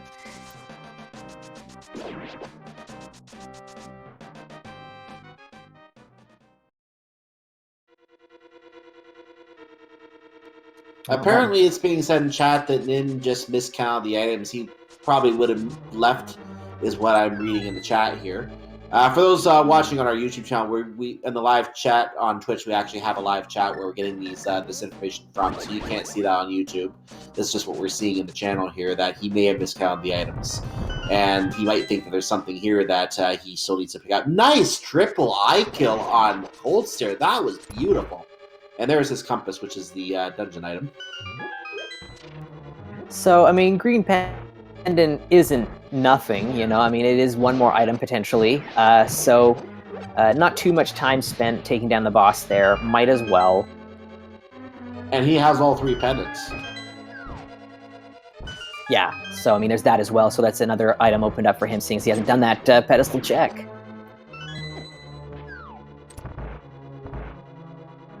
Now, the more likely situation, I'm agreeing with what our chat is saying here, he could be going for Sacramento right now and getting the extra item from the old man that's not in his closet.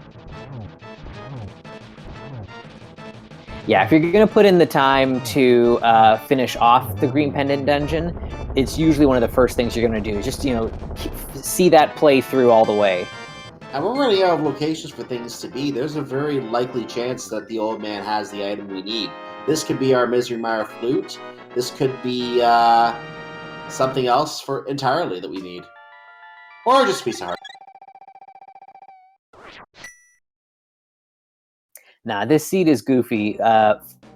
Flute is definitely in Turtle Rock today. Yeah, I bet you. I bet you. Yeah, at this point we have the Bombos and the King of Samaria. We have to go Turtle Rock.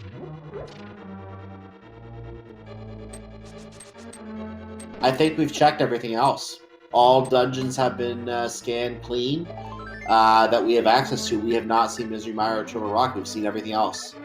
And we've seen almost everything in the overworld that we can see. So I think that's literally our play right now. Yeah, so we're going to see Super Nin take care of Mothula first, because he hasn't checked that out yet. There's that one item that's still at large there. Mm-hmm. So we might see ATM kind of like swap out and do Ice Palace himself, join Boss Godfrey down there. So Boss Godfrey going through Ice Palace right now, and I didn't catch the first hint again, but hopefully I'll catch the other hints as we go through this time. And I'll get to see what that Fang Scheme hint is that we were being told about.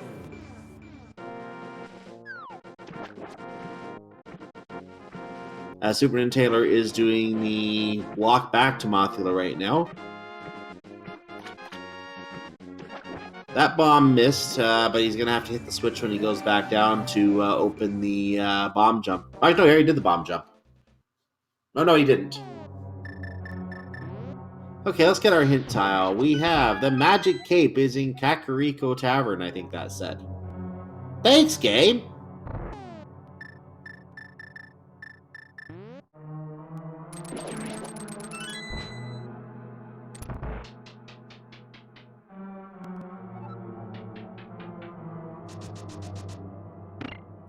So I really like that Dr. Amine decided to go right up to Death Mountain after finishing off Swamp Palace there. I believe he does have the Titan's mitts. I would hope so, because he was in Swamp Palace. but he just forewent all of the kind of overworld checks that were a whole lot of nothing, and is going right for all the goods here. So this will help him catch up a little bit. He was in Swamp Palace, I believe. So yeah, he would have picked up the Titans bit in Swamp Palace. I think we can most likely say he has that, unless he didn't do that lower loop. It was in the lower loop underneath the big chest room. So if he did not do that lower loop, he does not have it. We'll try and get a look at his pause menu to confirm either way.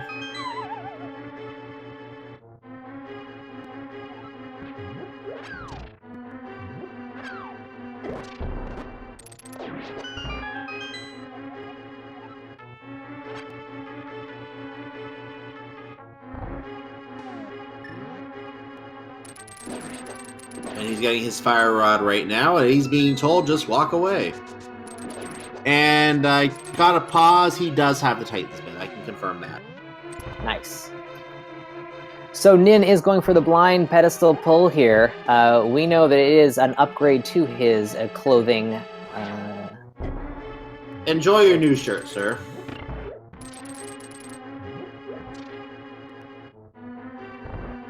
Just one more thing to make this run a little bit easier. We've got Buttersword, Red Mail, and he's also got the Silver Arrows, so in fine shape to take on the Big Pig once we get there. Yeah, he's got all the nice-to-haves. So yeah, when we get to Gan's Tower, he probably will not be opening any chests on the way upstairs once he gets the big key, because there's nothing else he could possibly need aside from the key items to get there. And Super Nin pulling off a nice Waffle House drive-through there, getting through the dead-rocked area while using spin speed there. Really nice. So just figuring what we need for go mode, or in our case, no mode, since we're in the commentary booth. We still need the Ice Rod to kill Trinex. We may need the Ether, but we don't know yet. We need the Flute to get to Misery Mire and to check what we need to get into Misery Mire, which is why we don't know about Ether yet. And that's about it. Yeah, so not a whole heck of a lot left. I'm thinking, unfortunately, I think that we're going to see just the Flute here in Turtle Rock, and then the Ice Rod somewhere in the Mire area. So we'll be able to finish this dungeon off. That's kind of what I'm thinking. I think you might be thinking similar to what I'm thinking, because what these seeds like to do sometimes is open things up and then get you down to a single point that you have to go, and it's always a point that runners don't want to go to, and as a result, that's the thing that bottlenecks the seed, and everyone's complaining that it's a bad seed, because why would you be expected to go look for this in Turtle Rock? Yep. Unfortunately, yeah, it's kind of been a bit of a runaround of a seed.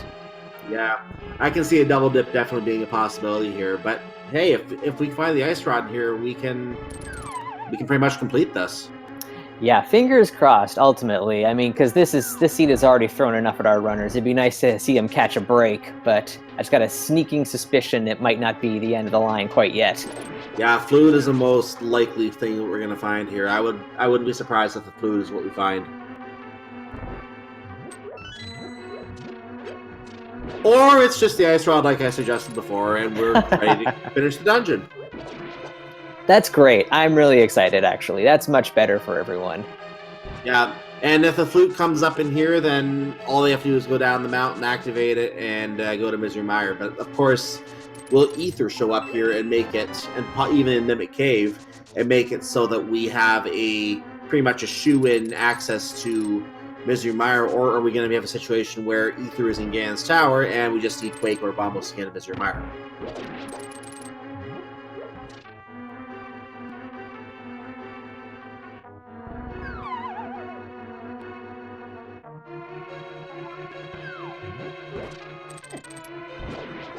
We have a prediction in our live chat that there is a Flute in Mimic Cave. I guess we'll find out when we get there.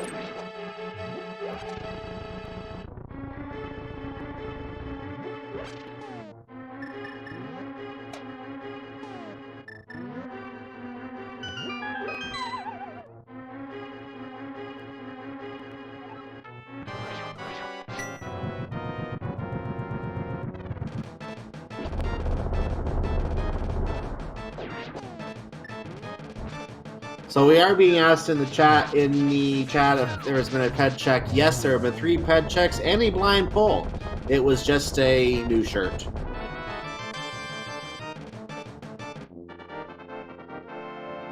And ETM picks up his green pendant, and will he go to Old Man Sahasrarla for his beautiful item, or may he even do like Super Nintailer, even though he did already check the pest, so might he go get that red mail? I feel like it might be less likely for ATM to go that route. Yeah, I agree.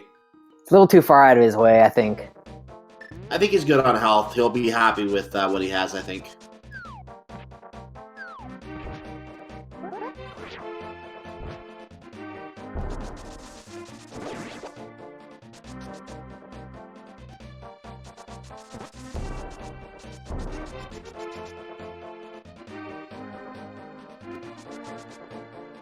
Oh, we are being given another prediction in chat. The flute could be on the witch today.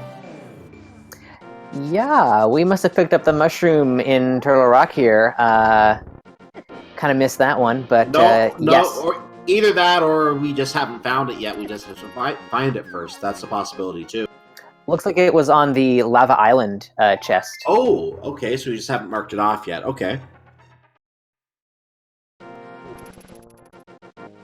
I don't know if I would trust a mushroom being grown in Turtle Rock. I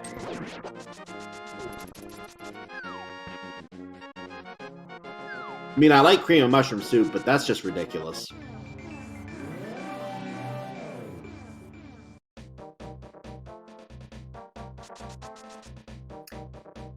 Alrighty, so Super Nin on his way back to the back half of Turtle Rock here. We've got the Crystal Roller Room and Laser Bridge still to check. Something I didn't point out as well, you may have noticed that he opened the big chest before he went to Mimic Cave. He was hoping that at this point that the flute would be in that chest, and that he could just skip Mimic Cave. So he was down to the point where he thinks the flute might be the last thing he needs. He doesn't think he's going to need ether at this point. So he's gambling on... he was gambling on the flute being in that chest and then gambling on not needing ether, I think. It's a small gamble. It doesn't cost a lot of time to go check it before mirroring, but it was a gamble he took nonetheless.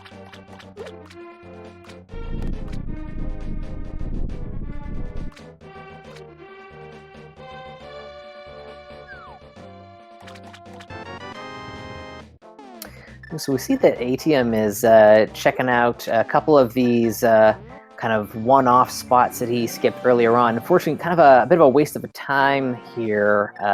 Hopefully he gets up to Turtle Rock sooner rather than later. Well, we still need a flute. It has to be in here or on the witch. Those are the most likely places. There's that 4th key, but there's one more chest down here he's going to open. And it's muddy. We still don't have a flute. Could be. Yeah, how about that? It could be on Trinex. Trinex or the witch? What else is there? Take your picks, chat. Yeah, those are your options, basically. Place your bets. Is it on the witch? Is it on the turtle? Or is it somewhere else? And Dr. Amine picking up his boots there. Was going slow for a while there, but now he's going to pick up the pace for sure. Oh, this chat is evil. Powder on Trinex. No. I like it. Keep it up, chat. Never change.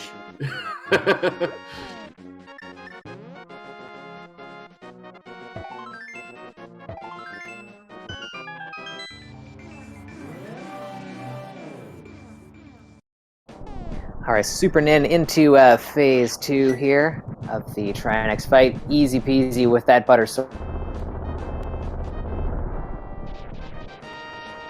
And what will Trinex drop? It is a heart container. It is not a Tootie flute. Ooh. Madame Witch, are you going to provide powder to give us the flute? Like, what are we going to do here? Come on. Yeah, it's got to be on. I mean, if she drops the powder there, that would just be like extra rude. That would be super vanilla. Yeah. Oh, Pyramid Fairy. Is But that no, it can't no. be. No, it can't be. Someone just said that, but I just looked. No, it's a 5/6 crystal. It can't be Pyramid Fairy. We know it can't be.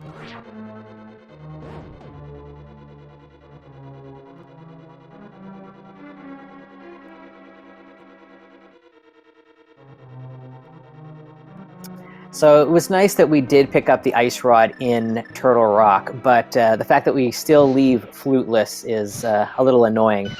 Super Nin's got Spike Cave to check here, which we know is a whole lot of nothing, and then he'll head right into the Witch to turn over that much. You know, on the health department, Superman Taylor took the lead during that Turtle Rock dip. That actually was a health refill from Spike Cave because he got his piece of heart to get part number 15.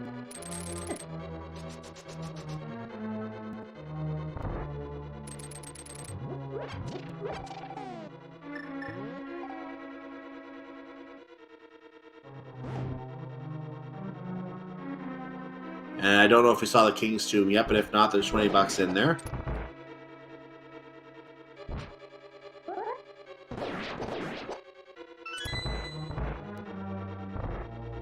Here we go. It's time for the Witch. And I'm going to just say at this point, now that he's given the mushroom, he's going to bonk intentionally on the bush to go back. I'm going to say this is probably the flute. There it is. All right. So we are not, even though we are very likely in go mode at this point, because there's not a lot of places the ether could be. Therefore, actually, I take that back. It could be on the doorstep. If ether is required, it could be on the doorstep in Misery Mire somewhere. I have seen that before. It definitely could happen. We got 2 out of 3, though, so odds are in our favor that we've already got the medallion we're looking for. But Super Nin's been super thorough with this seed, so it's more than, if it's not going to be Bombos or Quake to get in, Ether's got to be right around in the area there. I would normally say we switch to Super Nintendo Taylor at this point, but we don't have his audio available, unfortunately, so we won't get to A, hear the music, and B, follow the leader at this point. We're just going to have to trust that the Swag Duck song is being played, and Swag Duck Airlines will now be open for business. Please call to book your flights.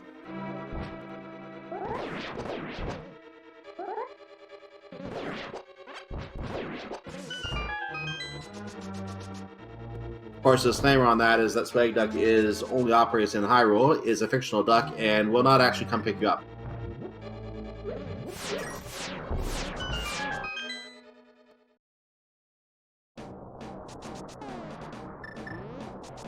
So here we go. What is the medallion? It is Quake. At 1 hour, 42 minutes, and 54 seconds, Super Nin Taylor is in go mode. You know, it's been a pretty long seed. So for a run like this to be 143 and just being in go mode, you know, you gotta wonder, like, is someone hit the god route? Like, am I behind? Like, you feel like you must be somewhat behind the rest of the pack at 143, just knowing that you're in go mode. Yeah, with a seed like this and a go mode at that point, you have to wonder what's going on. Of course, there's always going to be one runner in that group who is not behind, but everyone's going to wonder that at some point during a race.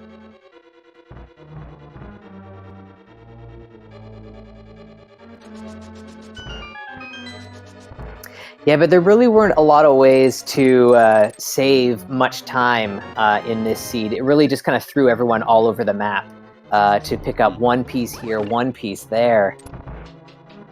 Yeah, giving access to 2 dungeons early in the light world did provide some possibility that there could have been something somewhere, but then obviously Agahnim was required. We had to go clean out both dungeons and confirm that Agahnim was required. And of course, Tower Hero was a pendant. We had to go back it was a pendant. Sorry, we didn't have to complete that, but many of our runners did anyway because it's a quick dungeon. Why not just do it while you're there? You're already getting the fire rod there anyway, so it makes sense just to take it out. Yeah, totally. And that just left Ice Palace, and of course, we had to go there for our bombos to get in Turtle Rock. So, and you had to go deep for that. So, yeah, you were going through all 10 dungeons very much to get things, or in one case, get nothing because you had to get confirm Agahnim. So you pretty much had to do all 10 dungeons of the sea. Even if you didn't complete the pendant ones, you had to at least do the dungeons. Yeah.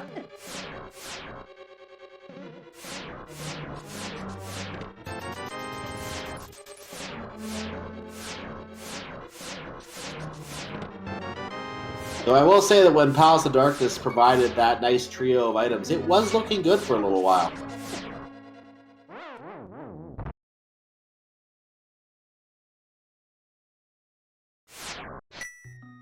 So as we saw from a hint earlier, the left side of Misery Mire was a whole lot of nothing. It was Cane of Burna and some bombs. So Supernin, remembering that, made sure to check for the big key only on the right side of Misery Mire. And I think he found it very early as well, so he's pretty much got a God Mire at this point.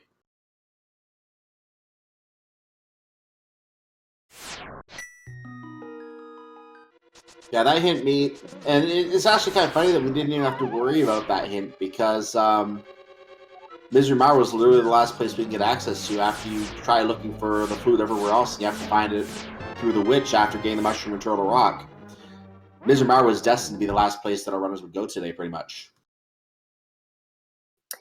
Yeah, definitely. And we see Super Nin pulling off the spooky action glitch there in the basement section of Misery Mire that saves a fair bit of time. So nicely done. Onto the Vitreous fight, and before you know it, it's pretty much over with those silver arrows.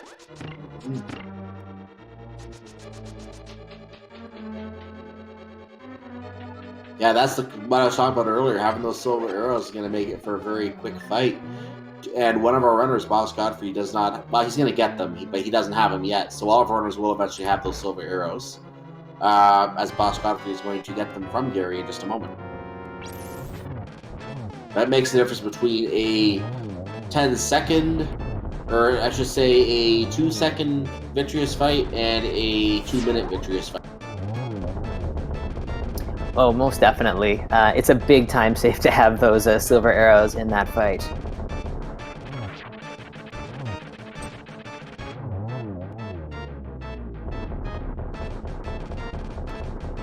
So, ladies and gentlemen, we're not going to run the bot because we are playing daily, so we may have already seen it on another stream, we don't know yet. But get your guesses in chat, 1 to 22, where you think the Gans Tower Big Key is located. Those of you watching our bot after the fact and on YouTube, just play along for fun and take a guess and see where you think it is. Sabatender, where do you think that key is today? Yikes. Kind of like the ice rod showing up in Turtle Rock nicely for our runners. I'm hoping that we see the big key pretty soon in the tower. I'm gonna say like chest 4 today. What do you think, Cyclone? Oh, this is definitely be a tower room seed, but because I always say the same thing, it's always 11 because, well, always. But like I said, it's probably gonna be a tower room seed.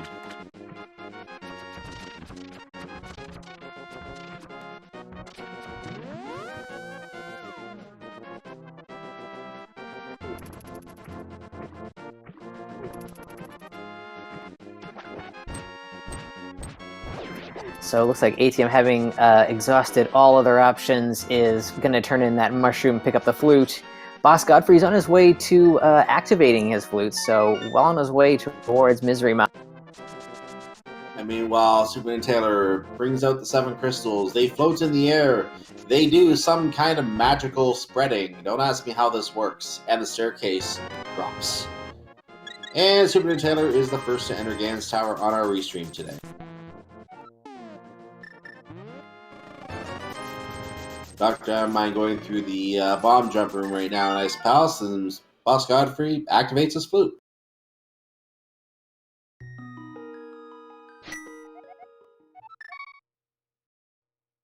Well, we found our second shield. Nice. No big key, though, and he decides to go right side. First chest had the small key so he could go across. So he's good for that.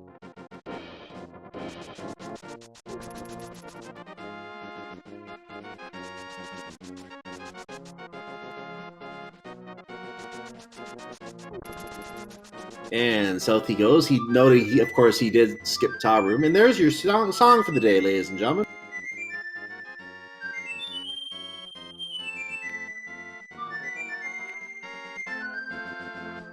I always like hearing that tune for some reason. Yeah, it's nice. I just like to pause whenever that's on. I just didn't catch it in time this time. It's kind of like a little moment of peace in a very, hectic run otherwise.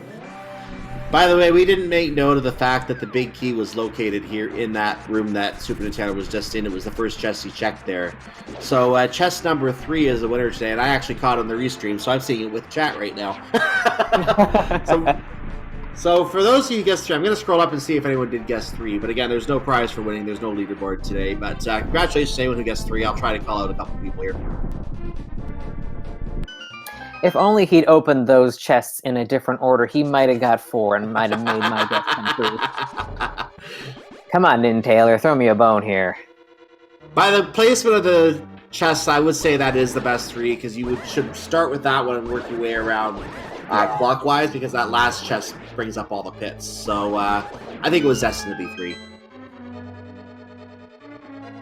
And Zeopan 1987 was the first to say 3. So good guess by you in chat.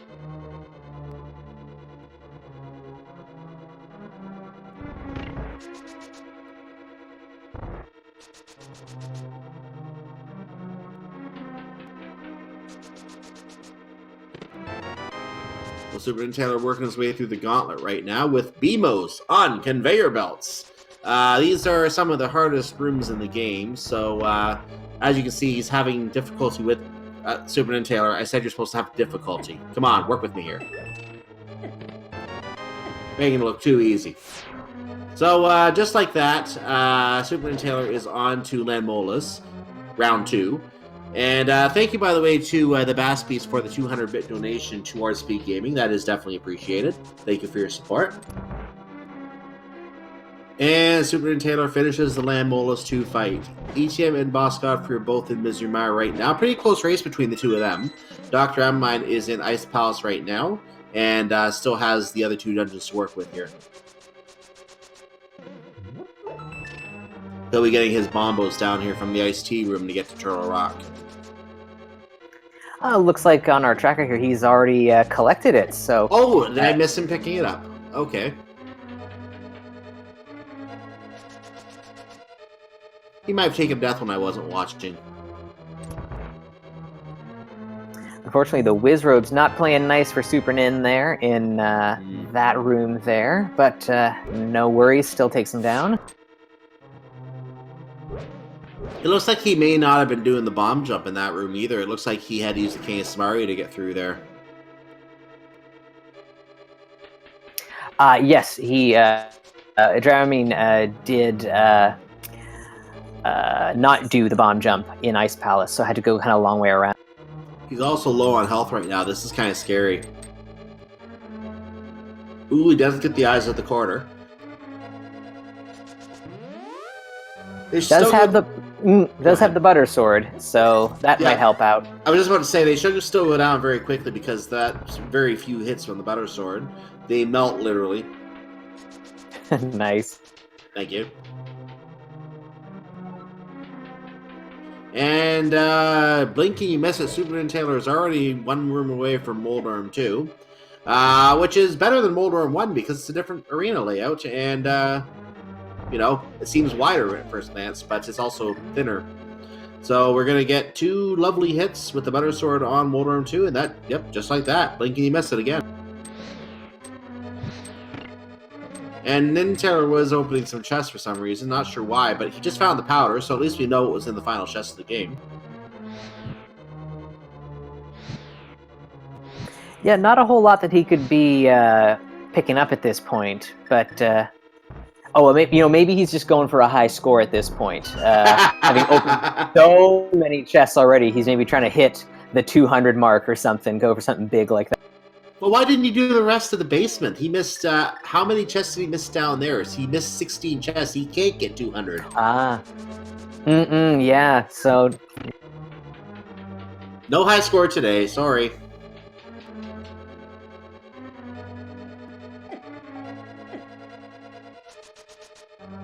Do you remember those old days when you got a high score, you had to enter your just 3 initials to represent yourself? Yeah, totally. Oh, man.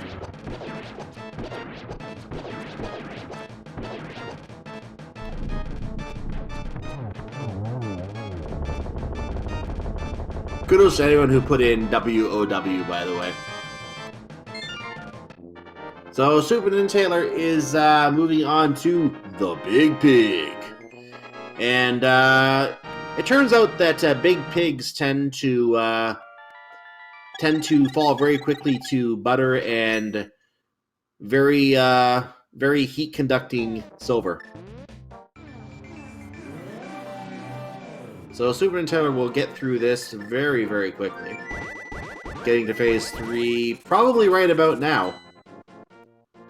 Yeah, he's definitely got enough hits in already. Yeah, a couple more for good measure, but he's definitely going to be on phase 3 after that. Get a nice placement against the torch. And this is where I was talking about using the King of Samaria block. I have seen some runners use the King of Samaria block in the Ganon fight to give themselves a place to recoil against so they can keep getting hits in.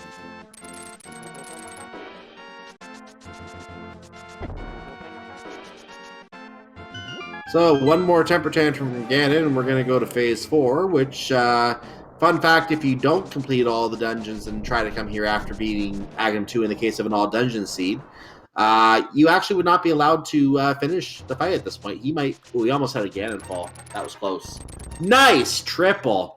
That is the race for Superintendent Taylor. He will be the first of our restream runners to cross the finish line. At that point, we will also tell you where he finished, as there are other racers in the race, but we'll figure out where he finished in a moment as well. So Superintendent Taylor is about to cross the line. Let's see what the Triforce says, and then I will get those statistics for you from our SRL channel. The Triforce today says, you win! And that is anything but accurate in the case of the race, though, as Superintendent Taylor finished in 13th place with a time of 1:56.54.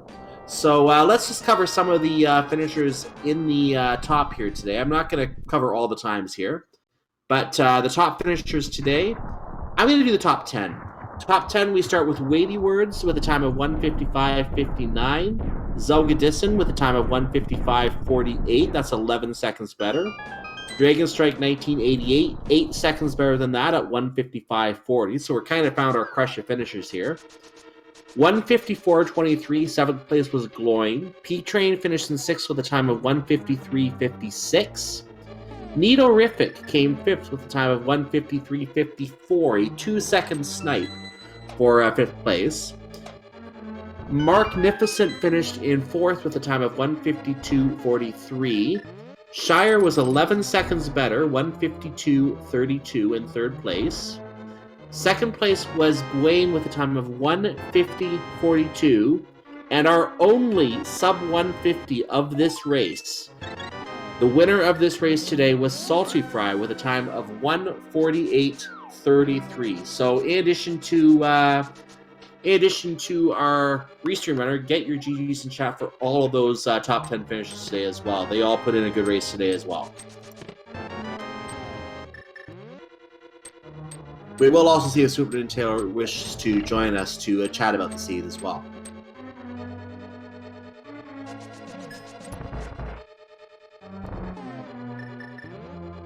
So we've got a nice little battle for second on restream here between ATM and Boss Godfrey. Boss Godfrey's got a little bit of an advantage right now, so we'll see if some execution from ATM can make up the difference coming up Ganon's Tower here.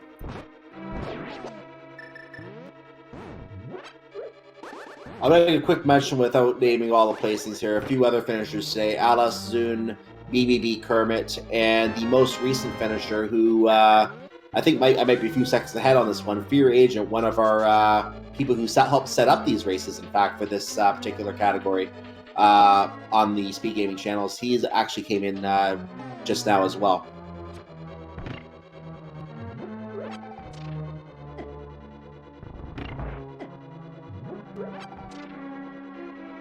So looking back at our restream runners here, we do have Boss Godfrey in the gauntlet right now. E-Team is just a few rooms behind. Dr. Amine, meanwhile, is visiting Chompy. Yeah, picked up his ice rod on the right side of Turtle Rock there, so is now heading towards the back. He's, after a couple of unfortunate deaths to Helmasaur that put him a little bit behind, he's been steadily working his way through this seed, so it's been nice to see that he's kind of, stayed with it. Yeah, it must have been discouraging having those few deaths going along the way. And usually after a few deaths like that, some runners would be like, nope, don't want to do this anymore, I'm done. But it does show resilience when you see a runner go through that and still want to finish the seed. So he is still giving it the good college try, so to speak.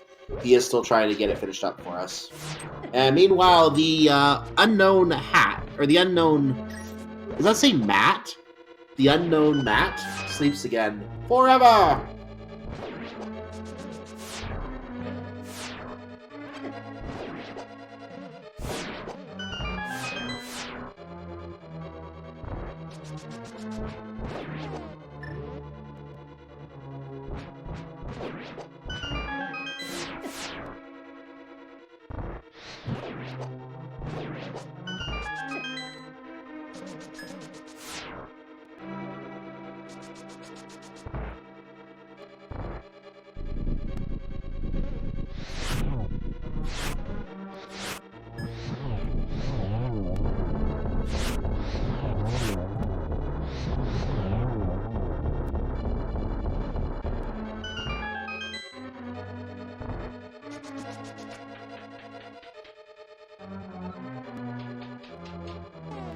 Alrighty, so it looks like we actually have our first runner on stream who finished the race. Superman Taylor's joined us here. Let's get him into the booth.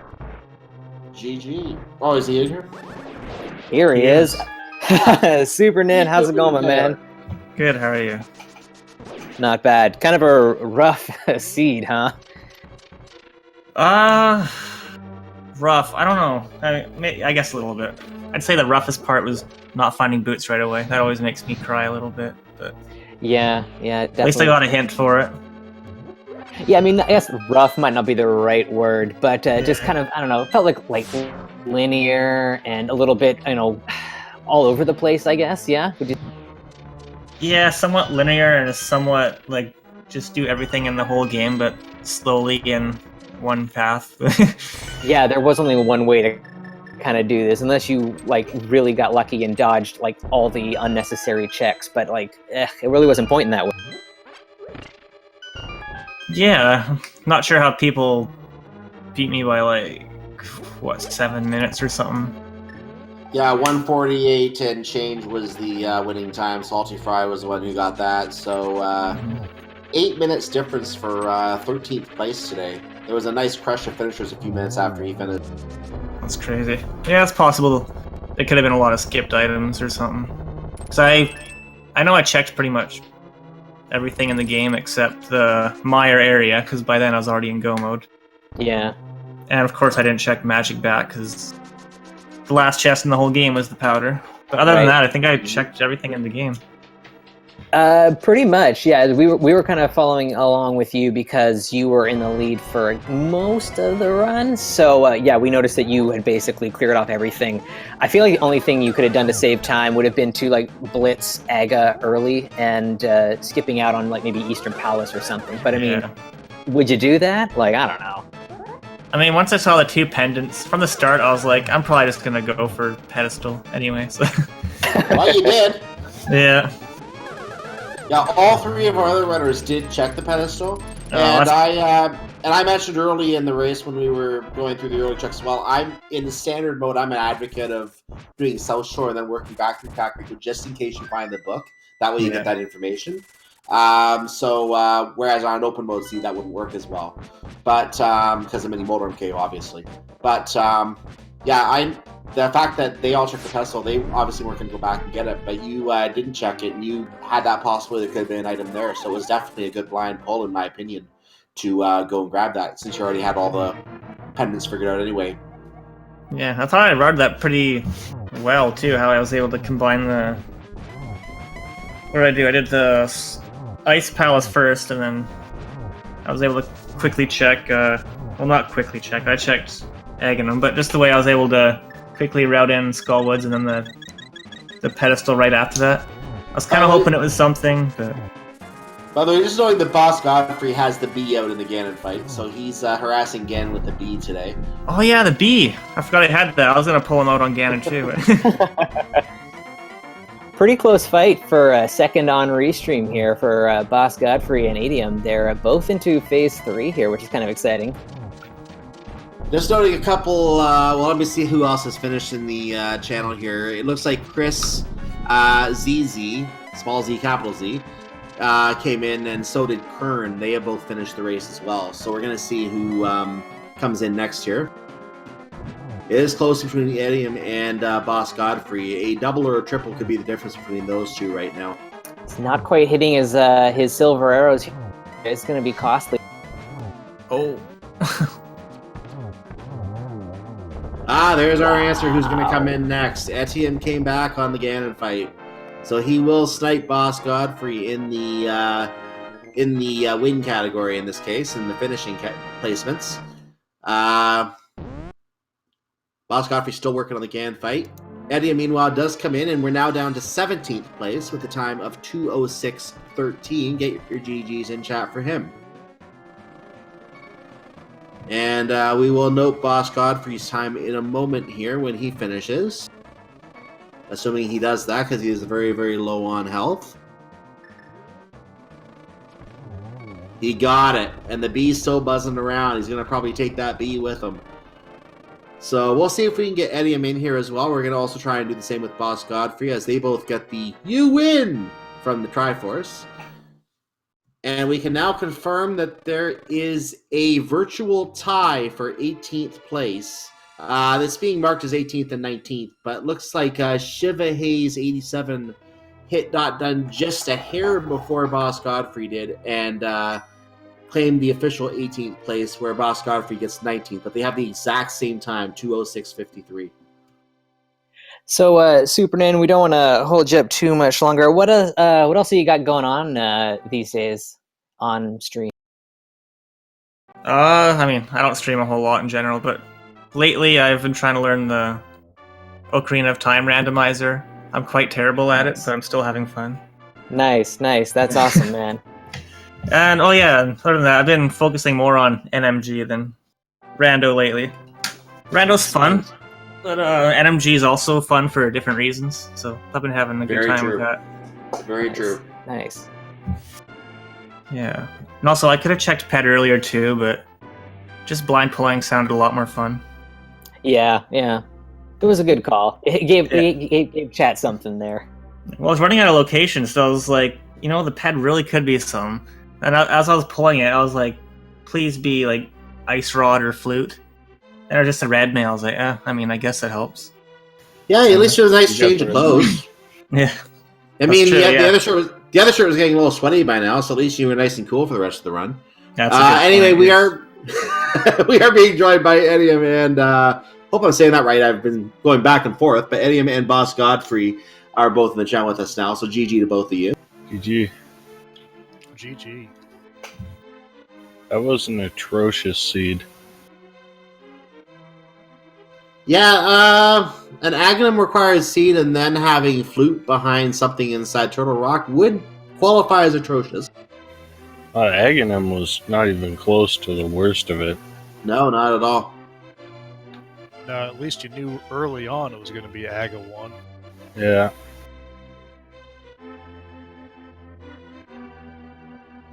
So yeah, it was definitely pretty. The signs were pointing towards Aga pretty early on there, though it was tough to make the call to go for it. And we found that all four of our featured runners here, you guys, all left everything.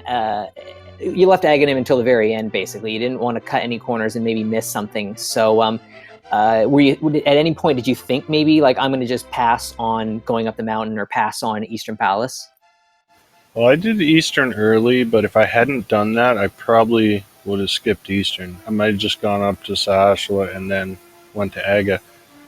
Mainly because I had everything for desert except like gloves or boots, and I was hoping to maybe get those and be able to single dip desert, but that wasn't going to happen. Actually, well, the gloves were there, so it was okay, but still. If someone were to show me the seed though and ask me for how to route it though, I would not question at all. I was even said early in the race that Eastern Palace was the obvious first hint. You got the bow from Uncle, you got the lamp in the well. It was like the seed was saying, "Go to Eastern Palace, young one." Well, and yeah, I don't put too much into the weapon that you start with at Uncle, because I think that's like decided before any of the other logic, so I don't know if it really means anything towards Eastern, but I never thought that. That's an interesting point. But it's still, I mean, it's still 3 items in Eastern, so, and plus you're going to Sahasla anyway. But it's just kind of interesting thinking in hindsight, because you had to go through Agahnim to get to Palace of Darkness as your first stop of the Dark World, which again is totally vanilla.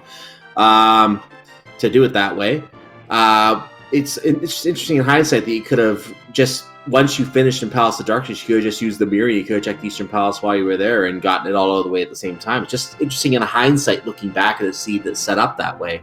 But yeah. I'm pretty sure that almost no runners in this race, if anyone, did that. Did anyone manage to get bombs and escape? No. Or Hyrule Castle? No, all of the restream runners failed to get bombs. I'm leading that to believe there were none in the prize. Yeah, that's what I'm thinking too. Yeah, I did my very best to farm some up, and nothing showed. Yeah, I figured it just wasn't in the prize pool. It kept giving us more and more arrows throughout escape. I know. So I was like, well, this is convenient. I might as well use them. Yeah. Yeah, it gave me a bit of a chuckle too. So, I'm running out of arrows. Never mind. I'm running out of arrows. I'd like some bombs. Oh, great, more arrows. Yeah. Did you like my my not a tree pull but portrait pull for the bombs? I did make note of that. That was awesome. Saboteur did notice that. Yeah, he noted the game knowledge there. Dr. Amon, by the way, went to the big chest without the big key and tried to open it. So he just got the big key after that. Now he realized he doesn't need the big chest, so he's out of there. Nice. That was a pretty sweet hint, by the way, the left side mire. Yeah, that definitely helped out, huh? Yeah, I kind of had to double take it, though. I was like, that did say what I thought it said, right? Yeah, I had to do a double take, too. I'm like, wait a second. That's both of the items. Yeah. Well, because earlier I was thinking something would be in left side swamp, because I got a different hint saying there was a unique item in left side mire. I was like, ooh, something good could be there. Then another one was like, oh, Cane of Burn is there. It's like, oh, glad I didn't go there. Well, not that I was able to. Well, no one was able to go there until you got the flute anyway, and that was locked behind Turtle Rock of all unearthly places. Yeah, there was a lot of dungeons in this game that blocked items that the dungeon required to beat it. So there's Pod had the hammer, Turtle Rock had the ice rod, Desert, I guess, kind of had the gloves, just on its ledge. Moon Pearl's in there too. That's 3 dungeons.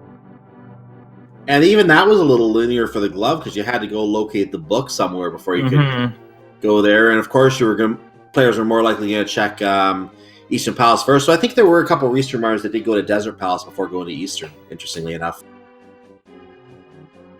I was just really hoping for the boots in Eastern so that I could make sure Desert would be clearable. I think we later had a hint for the boots, though, did we not? Yeah, I went to Swamp right after Pod, and there was a hint for the boots. It was in there. I was trying to remember where it was, and I think they were in Skull Woods, very first chest that someone checked in Skull Woods, I think. Yeah. Okay, so I got a quick question for kind of everybody, because you all kind of went the same way, but I want to hear Boss Godfrey's take on this one. everyone picked up, hammer, hookshot, and mirror, and everyone went to swamp after that, as opposed to heading up Death Mountain to get over to East Side Death. Any particular reason why swamp was the play first before heading up the mountain? I was coming out of Hype Cave, and I thought I can finish it. There's a bunch of items in there, and every time that I put it off, there's something I really, really want. Yeah, same for me. I was just like, I'll go to Hype Cave, and then while I was in Hype Cave, I was just looking at my track. I'm like, oh, I can full clear swamp. Might as well do that. Yeah, it seems like it was the kind of the right play. Super Nin, what you got there? I just try to not reduce, but I guess reduce the amount of possible backtracking in a seed. Like, there's still a lot of things needed. It was 100% the right. Sorry, I didn't mean to cut you off. I was just gonna say it was 100% the right play because that's where the Titans bit was. But go ahead. Yeah, like it would be nice to find something just to get into Turtle Rock and be able to complete it. I know a swamp I can 100% full clear it along with everything else in that area, so I'd rather do things that I know I can full clear rather than go to areas where I might leave holes and have to backtrack or double dip. Yeah, so, I think it's a pretty solid strategy, yeah. Yeah, if you can clear it, finish it. That's the typical thing I go by. Swamp is one of those tricky ones, though, that you don't know until... if it's early in the race, yeah, go ahead and do swamp because there's item density. But later in the race, if you're looking for one item, you might as well check everywhere else you can first before going to swamp because you'd rather go mode swamp if you can, obviously. And yeah, so it really depends on where in the race you are if it's worth doing swamp fully or not. Yeah, I used to go by that mindset a lot. I'd always try to delay swamp, but it's just bit me in the butt so many times. Something would be in there, and I just delay it way too long. So now, if it's on the way, I'll just do it. Generally, these days, I'll dedicate to being very thorough in my clearing, even if it means I end up 100%ing the seed. Because anytime I start leaving holes, there's something gonna be there. I always have the worst luck. Yeah, I was very the only location I really orphaned was Catfish, and I checked that before Turtle Rock. Yeah, no, that was the first thing I checked after Agahnim. I checked that first, and then I went to Pod. I went right into Pod. Yeah. A quick note on our remaining research runner. Dr. Mine went left side, so I don't know if he's doing Dark Magician or if he's going to do full left, but we know the big key's on the right, so we know he's going in the wrong direction. So carry on from there. Yeah, that was another situation of trying to reduce backtracking, just in case. What's his name? Catfish had hammer or something. I was I might as well check that. Yeah, I think there ended up being a hint that stopped me from going to Catfish. Right. Which hint was that? I think there was a Turtle Rock hint saying something about the fishes. Oh, I didn't even see that hint. Okay. That was in Turtle Rock, you said. I don't know if that's one he's referring to. I think it was. I was still looking for the flute at that point, right. And I was running out of locations to find it. By the way, Dr. Amine is doing Dark Magician, so he is going right side now. I shouldn't have bothered with that hint because I literally only had Turtle Rock left at that point. Yeah, I saw the hint that was something's locked behind hammer. I was yeah, I'm not going to bother trying to wrap my brain around that. Well, that led me to Spike Cave for a good old piece of heart. Nice. It's Spike Cave. It could have been I don't know a number of things, but we were thinking that it was the Titan's mitts in Swamp Palace when we first saw that hint. That's what we thought of immediately. Right. I couldn't even remember what I got behind hammer. I was I've probably got something by now. I'm not even going to bother trying to think about it. Yeah. By the way, we're getting to see what Towel Room is right now. Dr. Abamine using the trick to play the hand here, gets a heart container out of Towel Room.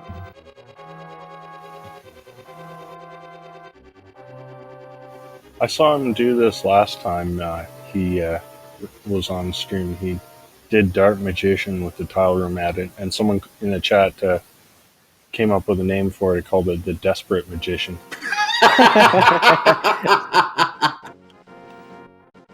I think that's pretty awesome.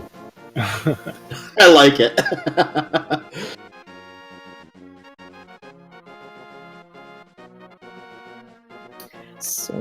Yeah. Any other thoughts on this seed, runners? I was just gonna say, I know it's a bad seed when you get the silver arrows and you say, "Man, I wish you were something else." Yeah. I wonder When why did we you guys- don't. Where I did you was guys gonna write say- that in? Oh yeah, Purple Chest I did like after Thieves Town. Yeah, I did the same thing. I kind of orphaned it a little bit, and I just ran back for it because I still had so many items. So I was like, I don't want to orphan this.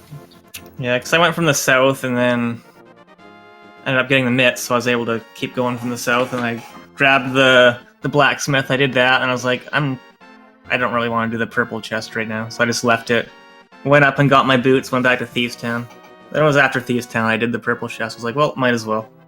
Yeah, I did basically the exact same thing. Yeah. I routed it after Turtle Rock, and I took it all the way to the witch's hut before I decided I was going to try to save my mushroom to fake powder, and that was where the flute was the whole time. Oh. Mm. At that point in the seed, it was so late. I don't know if fake powder would have been a good idea anyway, because at that point you only needed the flute, and we didn't even know yet if ether was required, which would have probably been on the Meyer doorstep, if anything. Because Yeah, that was the all witch I was had pretty left. much So I wasn't the only worried option. about that. Yeah, the only options you had left at that point were either the witch has the flute or Magic Bat has the flute, in which case the witch would have had a big vanilla powder. That was pretty much all you had left. Yeah, I by that point I was just desperate. I felt so behind.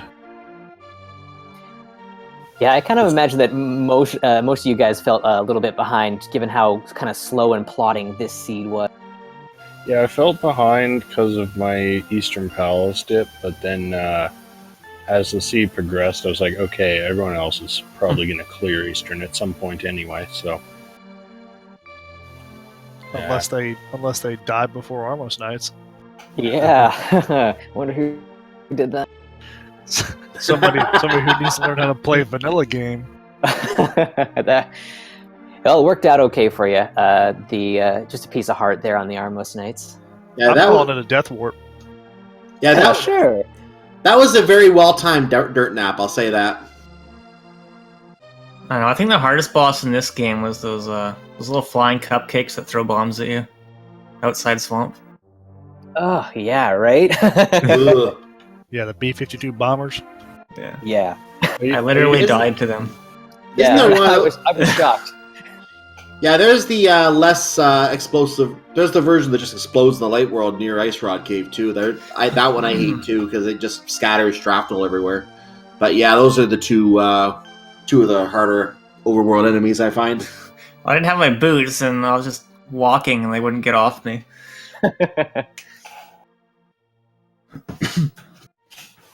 It's seeds like this that actually make me like want to play all dungeons. I used to hate all dungeons, but now it's like, well, if this is going to happen, I might as well. They should run some races with all dungeons just for the heck of it. Yeah, Just run some NMG. At least you know you're going to be doing all dungeons. You know what to expect. And it has a little bit of an extra twist as well, because with all dungeons, you can be in a situation where you actually can't complete a pendant dungeon without finishing all the crystal dungeons and going to Gan's Tower first. Yeah, those are the ones that make you think, why did I choose to do all dungeons? Why did I make myself do this? Or like all dungeons Key Sandy, where you have like Gan's Tower double dips all the time. Oh yeah, that's evil. I don't know if I've ever actually watched a race in that, but that would be interesting to see. All Dungeons Keys is fun. I like that one.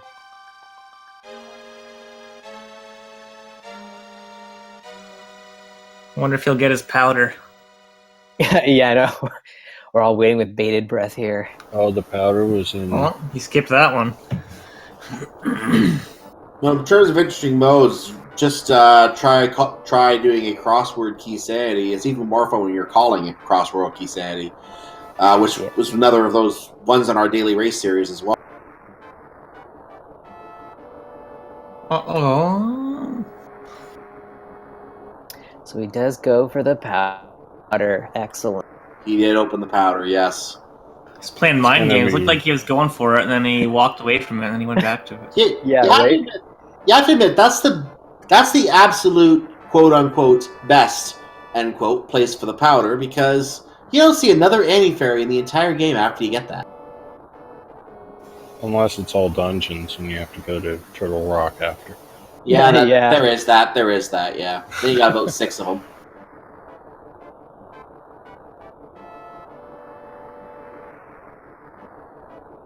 Meanwhile, Agahnim 2 does go down for Amamine, so for the final time on this restream tonight, it's time for the Big Pig.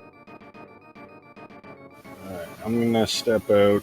Thanks for commentating, and thanks to trackers, and GG to you guys. Yeah, I gotta do some stuff and some things as well. So, Yep, see you guys. GG and GG, Super Taylor. And you can stay with us if you want, Boss Godfrey, and no rush to leave if you want to stick around. We're just going to go ahead and finish watching Dr. Amamine finish the run, and we're going to see if he wants to come chat afterwards as well. Happy to stay and listen. Yep. Nice. So he is doing the literal easy mode Ganon fight with the butter sword silver arrows. So after melting the bacon, he's going to cook it. Looks like he didn't get to phase 3 as quickly as he might have hoped, because he did get a fire bat to the face and have to use his medicine.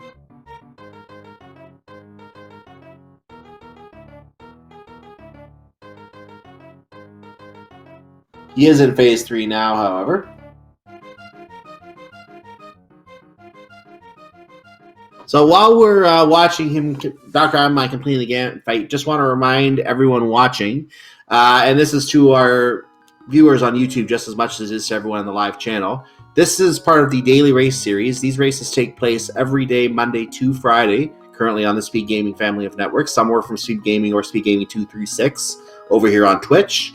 And you can come watch those races at 2 o'clock and 9 o'clock every day. Schedule pending. If it's a really busy schedule, we may not air it that day, but most of the time you're going to find these races are on.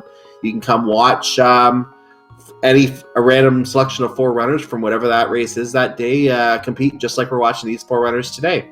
So if you are watching over on YouTube, please come join us on the Twitch channel. Come check out the races live sometime. Good way to spend an afternoon or an evening chatting with some other fans of Zelda Randomizer.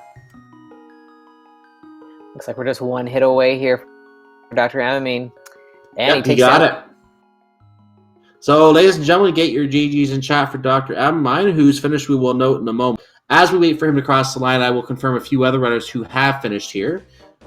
We do have finishes from, it looks like, Hatch78, Bimao, Solietu, Adirondack Rick, one of our administrators here at Speed Gaming, and Sandres 316.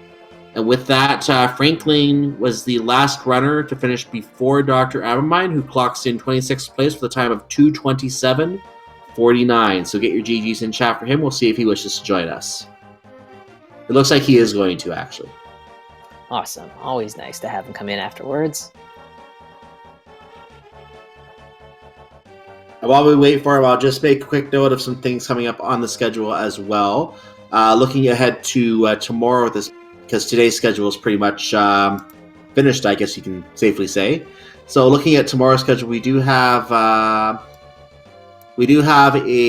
there is a Super Mario Bros. 3 randomizer tournament race that looks like it is starting right now. So that is actually getting underway on the main channel, Speed Gaming main channel.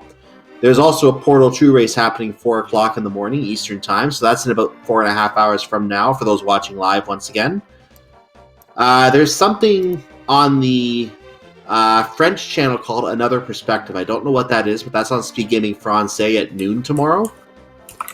And there's some Metroid Zero Mission at 1 o'clock. There's some Donkey Kong Country 3. And of course, there's more of the Link to the Past randomizer daily races. And I want to note that Cross-World Entrance Key Sandy I was talking about, that is happening tomorrow night at 9 o'clock Eastern Time. So if you want to see Zelda randomizer turned up to the almost max, this is where you're going to find it. Right here, Entrance Key Sandy, where all the entrances go to different places, except for the tavern. because there's only the one case in that one. But everything else is shuffled around, and you could be going who knows where with any entrance. You can come out in Misery Mire and not be able to go back the way you came and have to save and quit and get out of there. So weird things like that can happen. Anyway, that's tomorrow. So that's a little hint of some of the things coming up tomorrow. Meanwhile, here in the Discord, Yes. we do have Dr. Amamine with us in the channel. GG. Yes. Thank you. My SRL comment was I don't normally like to die that much, and that's pretty much how I feel about this. Yeah, that Helmasaur King, man, feels bad. Yeah. Hey, I'm right there with you. Yeah. Yeah, I mean, I was watching all the comments people were making as they were finishing up. That sounds like a lot of people did not particularly like this seat, but Oh, put a required item in Turtle Rock and lock it behind something in the overworld. Yeah, you're going to get a lot of hate for a seed. Yeah, there really was no good way to route this one. I mean, we've got a lot of great runners in this field, and the top finisher was one person only coming in under 150, so you know it's a bad seed. yeah. So we I actually kind of like the, after everything sort of opened up, and if I wouldn't have had all those deaths to Helmasaur, maybe I would have been a little bit closer to some of these other finishers. Yeah, at that point in the race, once it did start to open up, we could see that at that time you were a little bit behind, but you were definitely holding your own and going to all the right places. So you didn't lose any time once the seed opened up, which was really nice to see. And I think that was the first time I've got the Turtle Rock quick kill, so I was kind of happy about that. Or the Trinex quick kill, where you get them before the head stops being a weak point. Yes, it was a really nice Trinex fight. I mean, Buttersaur definitely helps with that, but yeah, really solid fight on your.